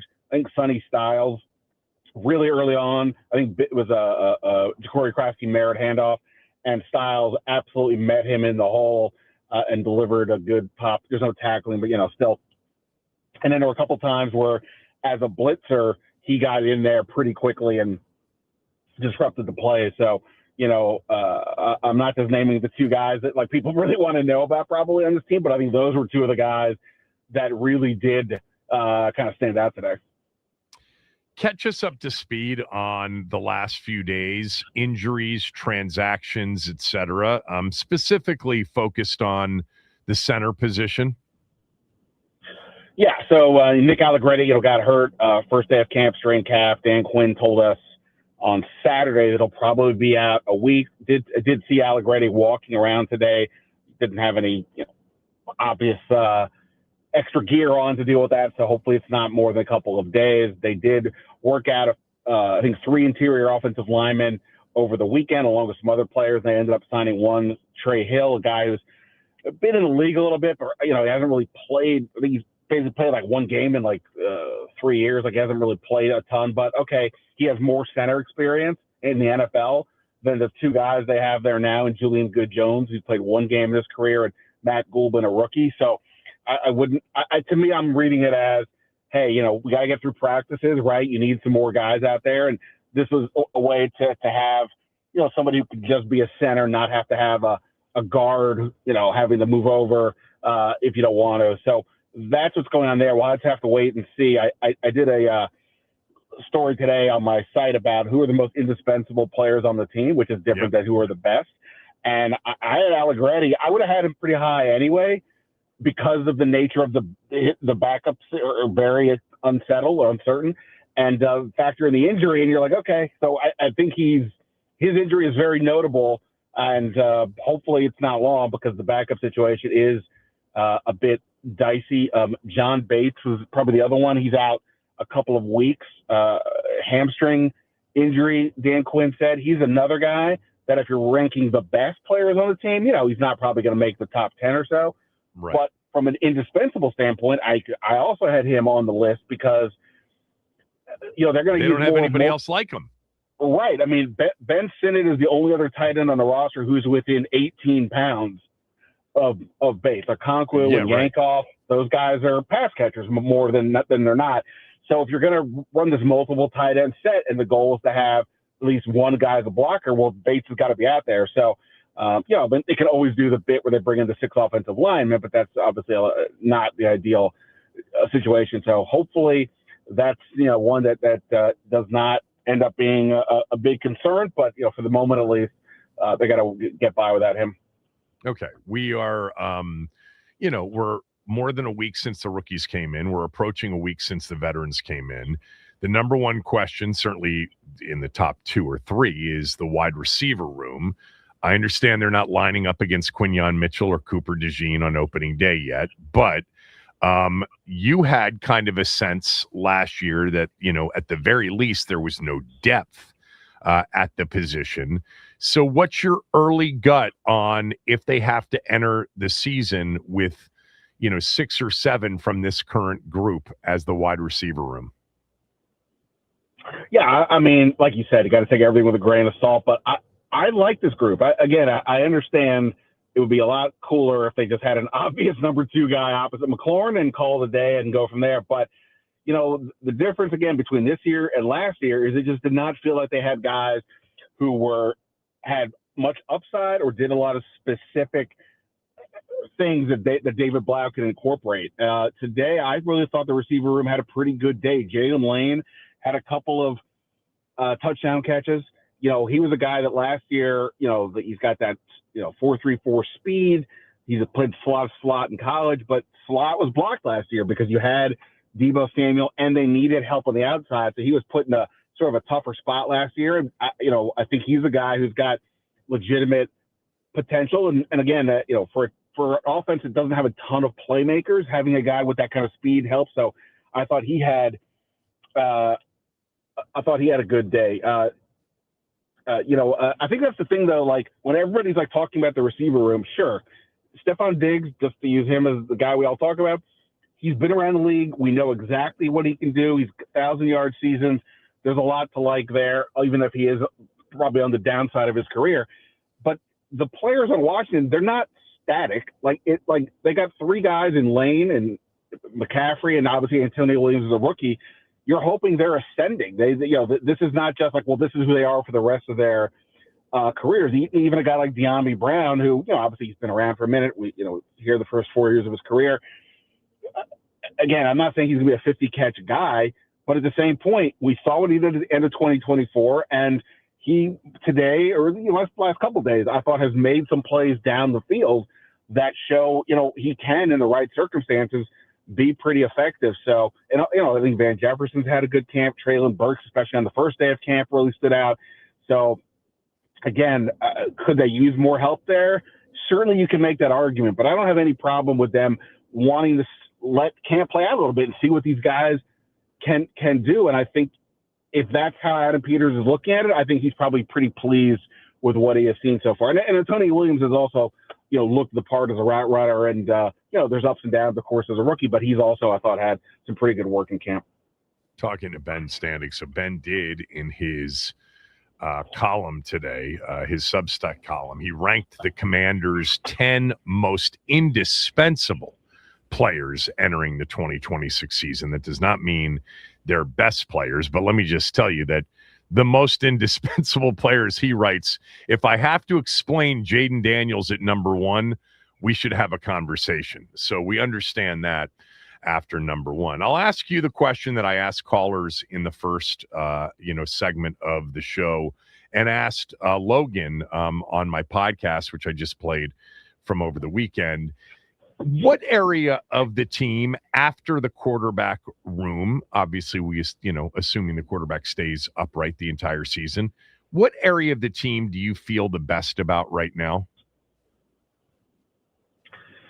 Well, I think the defensive front is looking pretty strong. I mean, look, they don't even have Dorrance Armstrong yet. Dietrich Wise still out, but they still have a ton of guys. I mean, Owe just from an athletic specimen, and you and I talked about this the other day, he just absolutely looks the part of a guy who could become an elite pass rusher. Kayvon Chason has also made a lot of nice plays, a lot of good energy. I think the pads helped with that today as well. I think that, even Joshua Josephs, the 5th-round pick, we're talking about a raw athlete. I've said before, to me, the plan for him should be getting him ready for 2027 when, other than Oweh, a lot of the guys are free agents.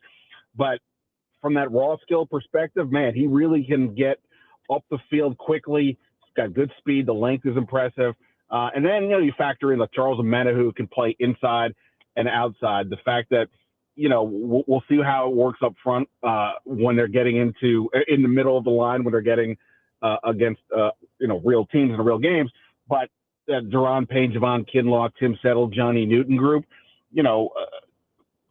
there's at least I think there's still some hope there. Obviously, they got to get maybe a little bit more pass rush production than we saw a year ago. But I think having more of these guys on the outside, these edge rushers, is going to help that a lot. So then combined with the fact that Durante Jones, with this new system, guys are lining up here, there, and everywhere. They're coming from different angles. And you could see today that was causing some confusion for the line. And Jaden was getting rushed a bit pretty quickly on some guys, even some blitzes. So I just think that front in general, it just looks so much deeper and so much more athletic than it did a year ago. And so it's funny to almost say that that's the group that stands out, considering it's not really been a big strength the last couple of years. But I do think it's looking pretty promising right now based on just the pure depth and athletes that they have. Yeah, that was kind of my answer. My answer was, look, I mean, I have to feel like I'm most confident in the defense not being as bad as it was last year, because it would be almost difficult for that to be achieved. But then secondly, more specifically, is just the number of pass rushers they have. It'd be hard-pressed to believe that they're not a better pass rushing team. But, what's crucial to that, Ben, is that they become a much better run-stopping team, too. Because most teams that end up being, excellent pass rushing teams with excellent pass rushers don't do it consistently on 3rd and 2s and 3rd and 1s and 3rd and 3s, because those are difficult, what are they going to do offensively? Are they going to run it, or are they going to throw it? So, it all starts with the ability to put them into obvious passing situations. Yeah, no doubt. And look, obviously this is kind of football 101, but for the secondary to succeed, it's going to help to have a pass rush so the quarterback is, has to throw a ball quickly or maybe on the move.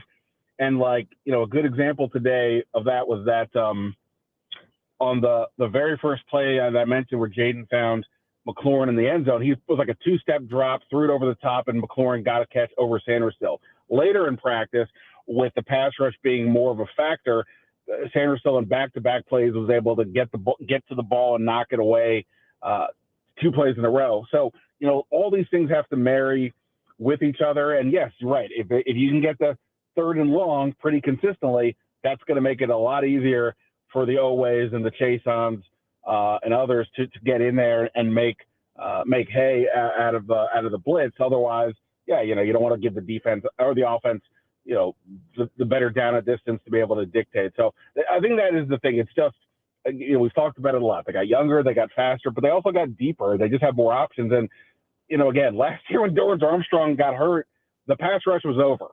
This year, Dorrance Armstrong isn't even out there yet, and yet the pass rush looks to be, much better than it was in totality than it was a year ago. So, I think all that's a good sign. Again, obviously, all the caveats is camp and blah, blah, blah. But, yes, it looks promising in that regard.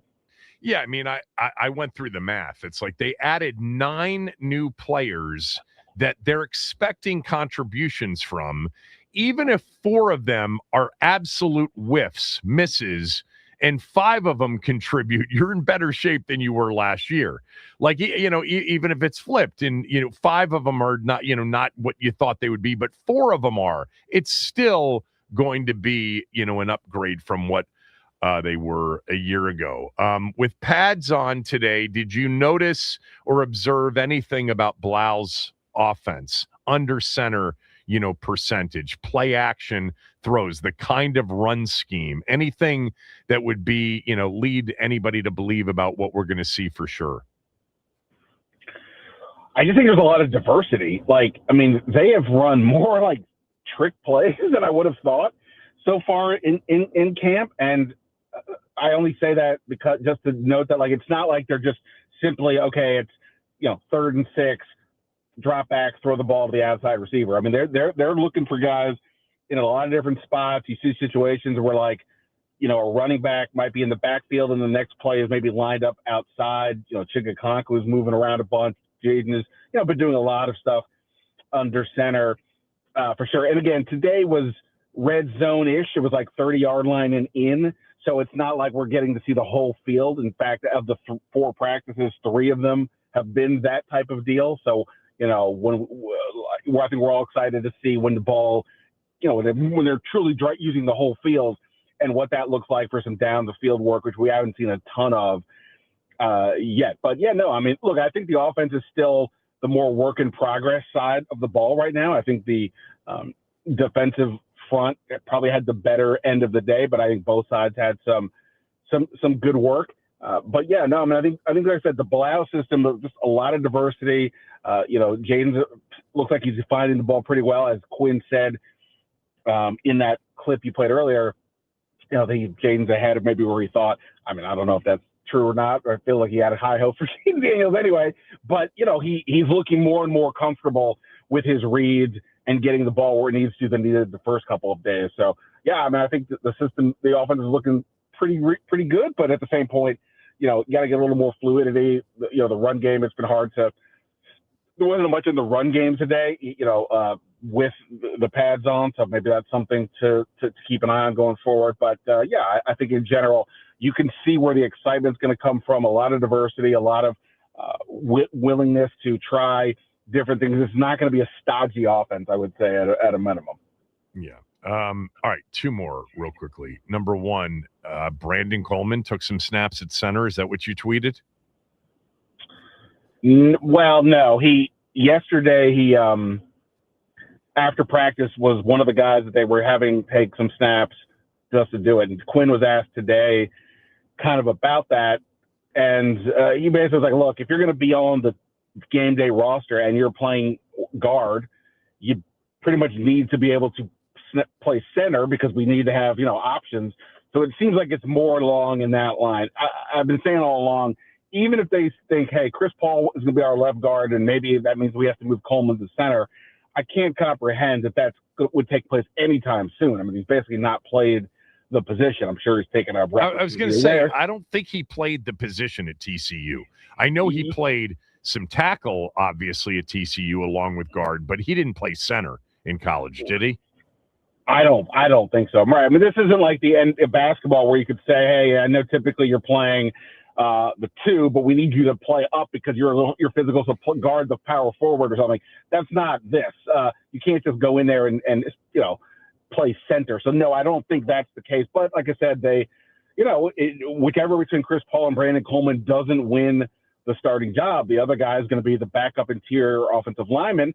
That was a spot, let's say, Nick Allegretti was in a year ago, and Nick Allegretti can play all the spots on the line. So I think they just want to check, give some reps when possible, put in some work just to have that versatility. But, I don't think Trent Scott also was taking some snaps after practice yesterday. So, I think it's just more in case of emergency than, hey, maybe we move Coleman inside. Right. So that actually was my last question is, have you gotten any sense as to whether or not Brandon Coleman or Chris Paul will be the starting left guard? Not yet. I think my basic stance is, I think it's just a fascinating decision. If they want more athleticism for this zone blocking, you would think Coleman would be that guy. But when you watch, but Chris Paul's obviously the one that started the last 15 games. He is just, when he's in on the pass rush or pass protection and he's, squares up with the pass rusher, it's kind of game over. It's just super strong. But, he's also not, maybe doesn't have the best lateral quickness, isn't the best. If you're going to have him on the move more, maybe that's not his ideal strength. So I think it's a really fascinating situation that we're going to see play out. So no, even if say Jaden and some of the other starters don't play much at all in preseason, I would imagine that those two guys will get some work because you got to see them in real time out there. Joint practice is obviously the same as well. So I think, I still call it a draw to some degree. The coaches may disagree, but that's, both guys I think have really interesting cases to make. The other thing, so I'll just add this and then you can comment. The best guard on the team over the last few years has been Sam Cosmi. Obviously, he got hurt in the playoff game and then missed the first 6 games of last year.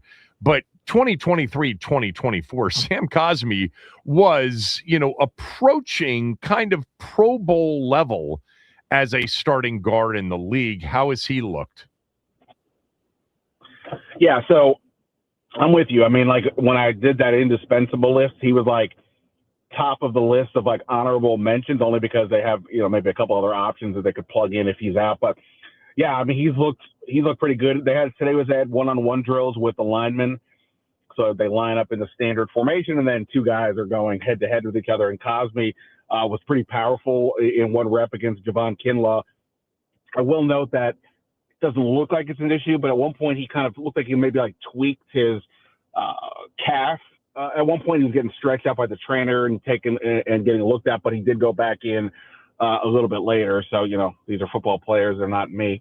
So they go back in there. But yeah, he's looked the part, and I'm with you. I think that we talk about Tunsil, we get where he is one of the best in the league. If Cosmi's able to get back to, like you said, where he was before the injury, they're going to have 2 guys that could legitimately be in the Pro Bowl. I will note, I think Josh Connerly had a bit of a rough day today, both in 11s and the one-on-ones, but obviously this is a young guy, work in progress, et cetera. But hopefully with Cosby there, they can ultimately form a pretty good combination. Thank you. Talk to you later. Appreciate it. Always, man. See you. Ben Standig, everybody. Something that Dan Quinn said about a player that I have a feeling ends up being much more of a defensive on-the-field presence than just a special teams presence.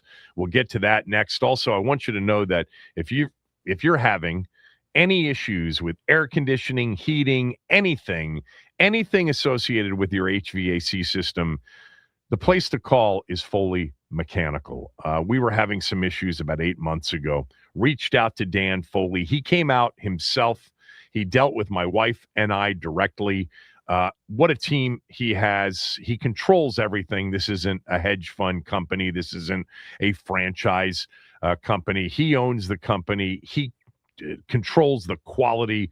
Everybody he hires, they're professional. They're skilled. They're with him. They're part of the team. They're just so good at everything they did, and they took care of our problem immediately. Foley Mechanical is full service heating, air conditioning, hot water, and boilers. And they're the go-to for older homes with radiator heat. That's a real specialty. They work across D.C., Maryland, and Virginia, the entire DMV, and they proudly install Amana HVAC equipment. If your system needs help, if you're having issues right now with this hot, steamy weather with your air conditioning, call Foley Mechanical. Tell Dan that I sent you. FoleyMechanical.com. And again, Dan Foley is the guy to reach out to. He'll jump on the phone with you, mention you heard about Foley Mechanical from me.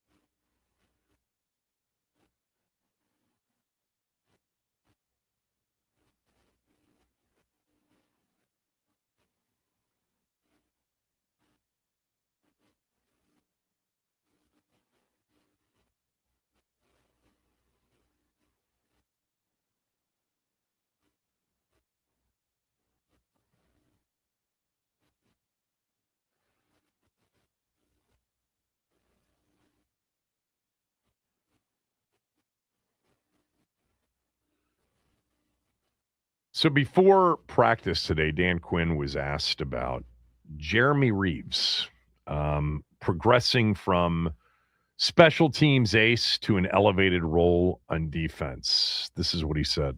Jeremy Reeves is, kind of been known as a special teams ace, but seen him get more and more involved with the defense. So what have you seen from him so far? Yeah, he definitely has. And so much of the communication, on the defensive side, safeties and linebackers. And so Jeremy has really been going for it in that space as a safety, calls at the line, what could change, how to go through it. And so that's another group that has 3, 4, 5 guys that you'll see Tommy rotating through different groups. But Jeremy is very much in the mix in that space to an elevated role on defense as well.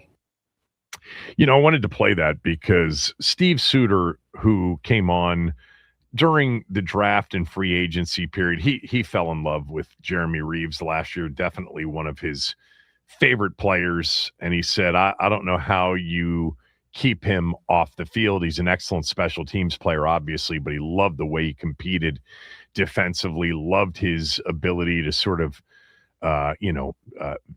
sniff out plays, understand the game. And I don't think there's any doubt that it's safety right now with Cross and Will Harris, and you kind of plug them in. Nick Cross at strong safety, probably playing more in the box consistently with Will Harris more free. But Cross, by the way, can do both. Will Harris can do both. And then you've got a guy like Reeves who is a little bit more versatile than probably he gets credit for, but more of a Nick Cross replacement. You certainly can play him in short yardage when you have, more run-stopping safeties and you take Will Harris off the field. We'll see what happens with that, but Reeves is going to be hard to keep off the field. The other safeties they have are Percy Butler and a couple of other guys further down the depth chart. But there's no doubt that Jeremy Reeves can play football.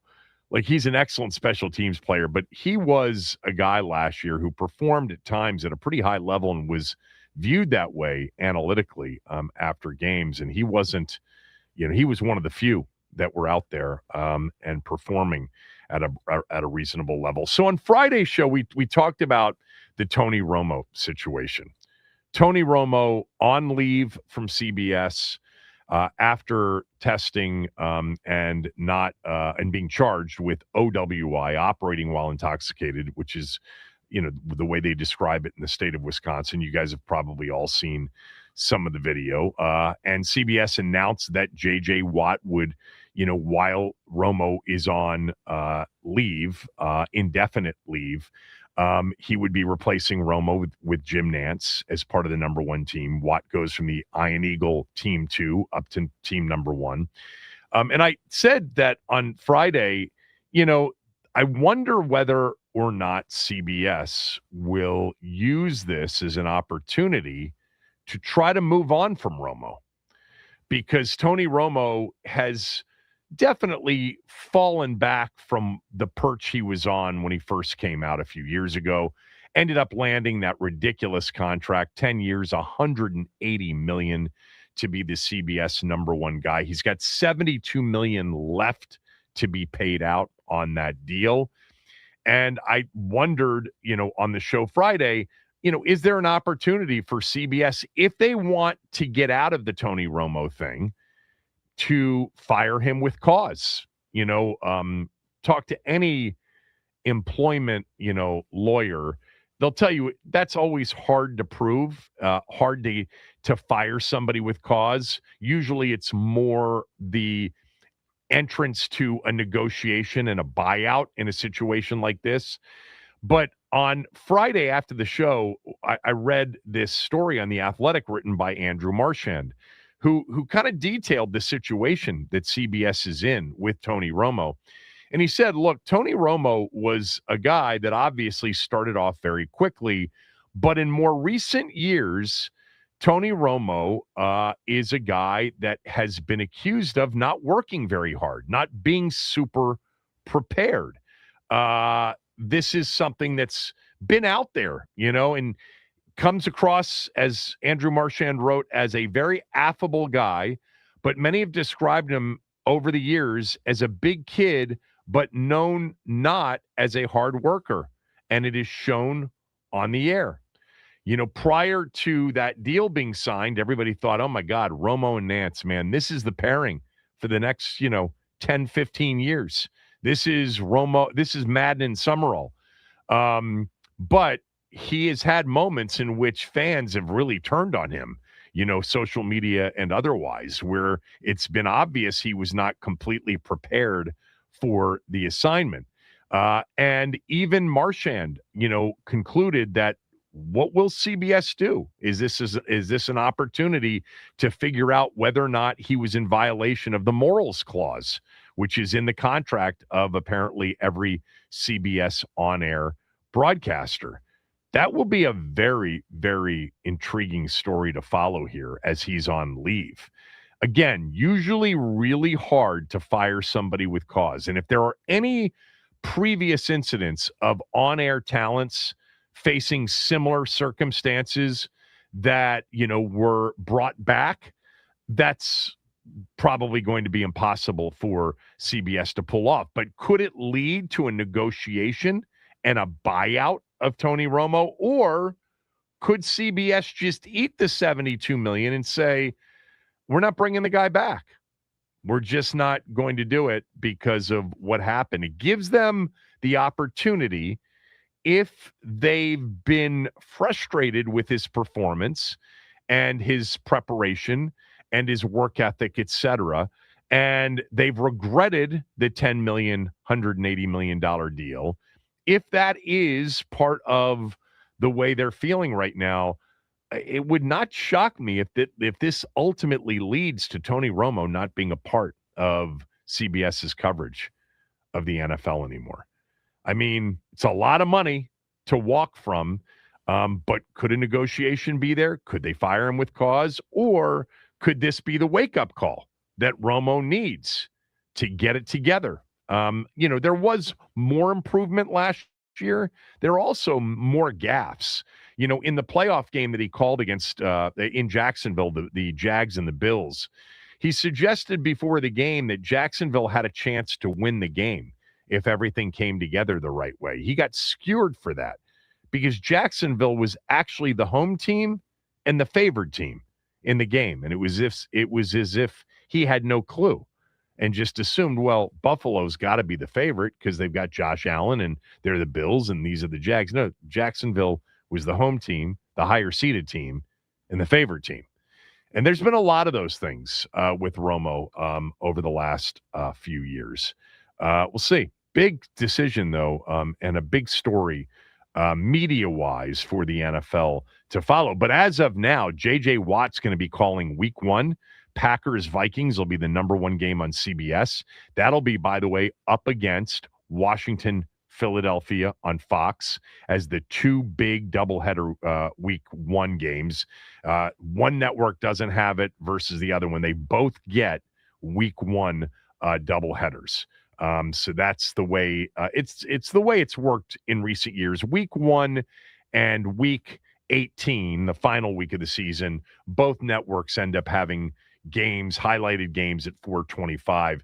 This year it'll be Packers at Vikings for CBS, and it'll be Washington at Philadelphia for Fox. There are other 4:25 games in that Week 1 window: Dolphins at Raiders and also Cardinals at Chargers, but obviously they won't get the same coverage in terms of distribution that Washington, Philadelphia, and Green Bay, Minnesota will. By the way, September 27th, his hearing in Wisconsin is set for September 21st.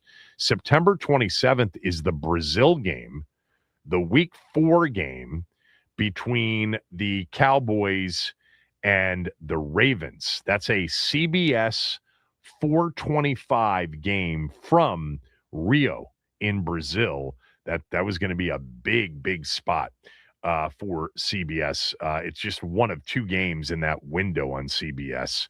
And so is he out for that one? Is J.J. Watt pretty much the guy for the first 4 weeks of the season? Might be.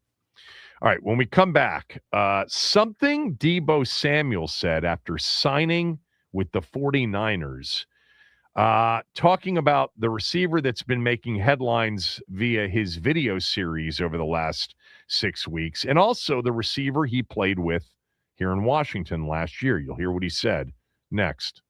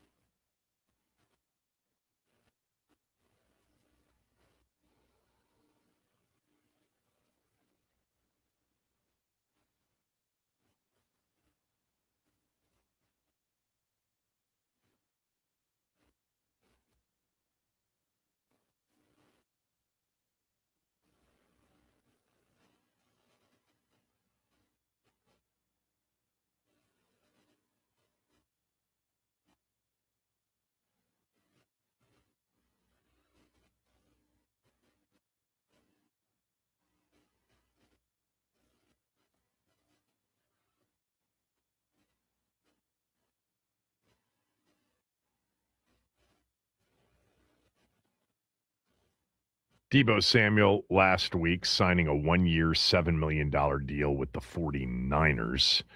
49ers are really hurting a wide receiver. Pearsall's done for the year. The PCL injury just did not heal the way they wanted. He is on injured reserve. He's done for the year. Christian Kirk's banged up. Obviously, they have no Ayuk. They have right now Mike Evans and Deebo Samuel.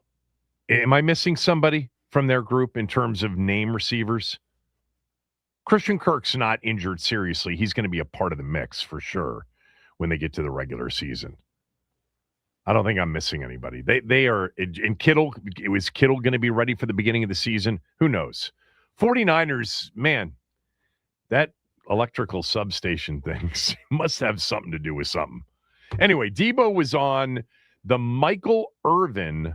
The locker room with Michael Irvin. The locker room with Michael Irvin on YouTube over the weekend, and he was talking about Brandon Ayuk. Listen to what he said. What are your thoughts when you see Brandon Ayuk, and what happened with Brandon Ayuk?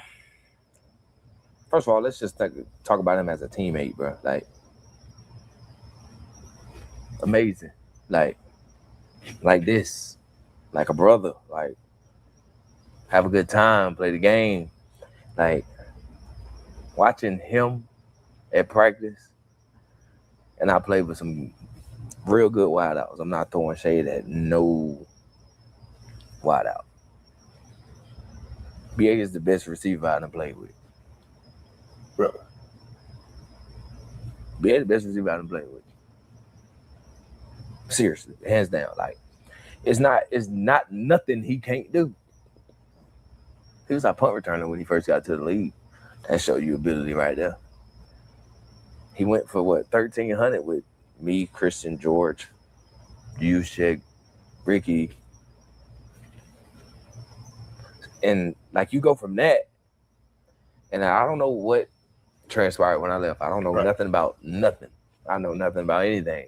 I know when I was in Washington, we still communicated, having fun, good time. And then all this stuff come about. I don't know nothing about. I don't speak on it.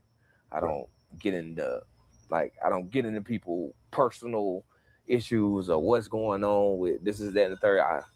I sit back and just, the only thing I can do is be like, hey, bro, hope you good. You know what I'm saying? I'll be like, hey, bro, whatever it is, like, that's just me. I don't get in people's business. I don't ask questions. I don't tend to all those things. I always talk to, like, mind my business. But, like, the time that I had with BA, that's real. All right, that was Deebo talking about him. Look, I've said this a lot about Brandon Ayuk in 22 and 23. He was so good, and he was getting better. It's been a conversation around here for a while, certainly more recently, about, well, what is it they'd actually be getting? If they got what he was in 2023 at the end of the year, they'd be getting a receiver that is top 10 and has the ability to go much higher than that. That's how good he was at the end of that year. I mean, think about the 49ers. It's not, that you had all those stars like Deebo said, Deebo, Kittle, McCaffrey, and he was an absolute game-breaking threat as a receiver. But obviously something has transpired with him, and we've seen that from players who have been close to him over the last couple of months. They're certainly not supporting him other than being concerned for him. They're more sort of supportive of the team's position. I'm not just talking about former teammates. I'm talking about people in the media out there that are closer to the situation. Ayuk's the best receiver he's ever played with. That was from Deebo Samuel over the weekend. This from Spencer Nussbaum at The Athletic from within the last hour. The Nationals have not spent much time internally on offers for C.J. Abrams, according to a person familiar with their thinking. Doesn't explicitly rule it out, but the above corroborates league-wide sentiment that Abrams is unlikely to be moved. Yeah, that would just be insane. You can't move C.J. Abrams. This guy is a star offensively. not defensively, but offensively, he is just too good. He's going to be a big part of whatever you hope to contend for, wild card spot, division title in the next few years. Needs to be. Now, what will happen with Foster Griffin? They're starting left-handed rookie pitcher between now and 6 p.m. today. Stay tuned. All right, that'll do it for the day. Chris is up next.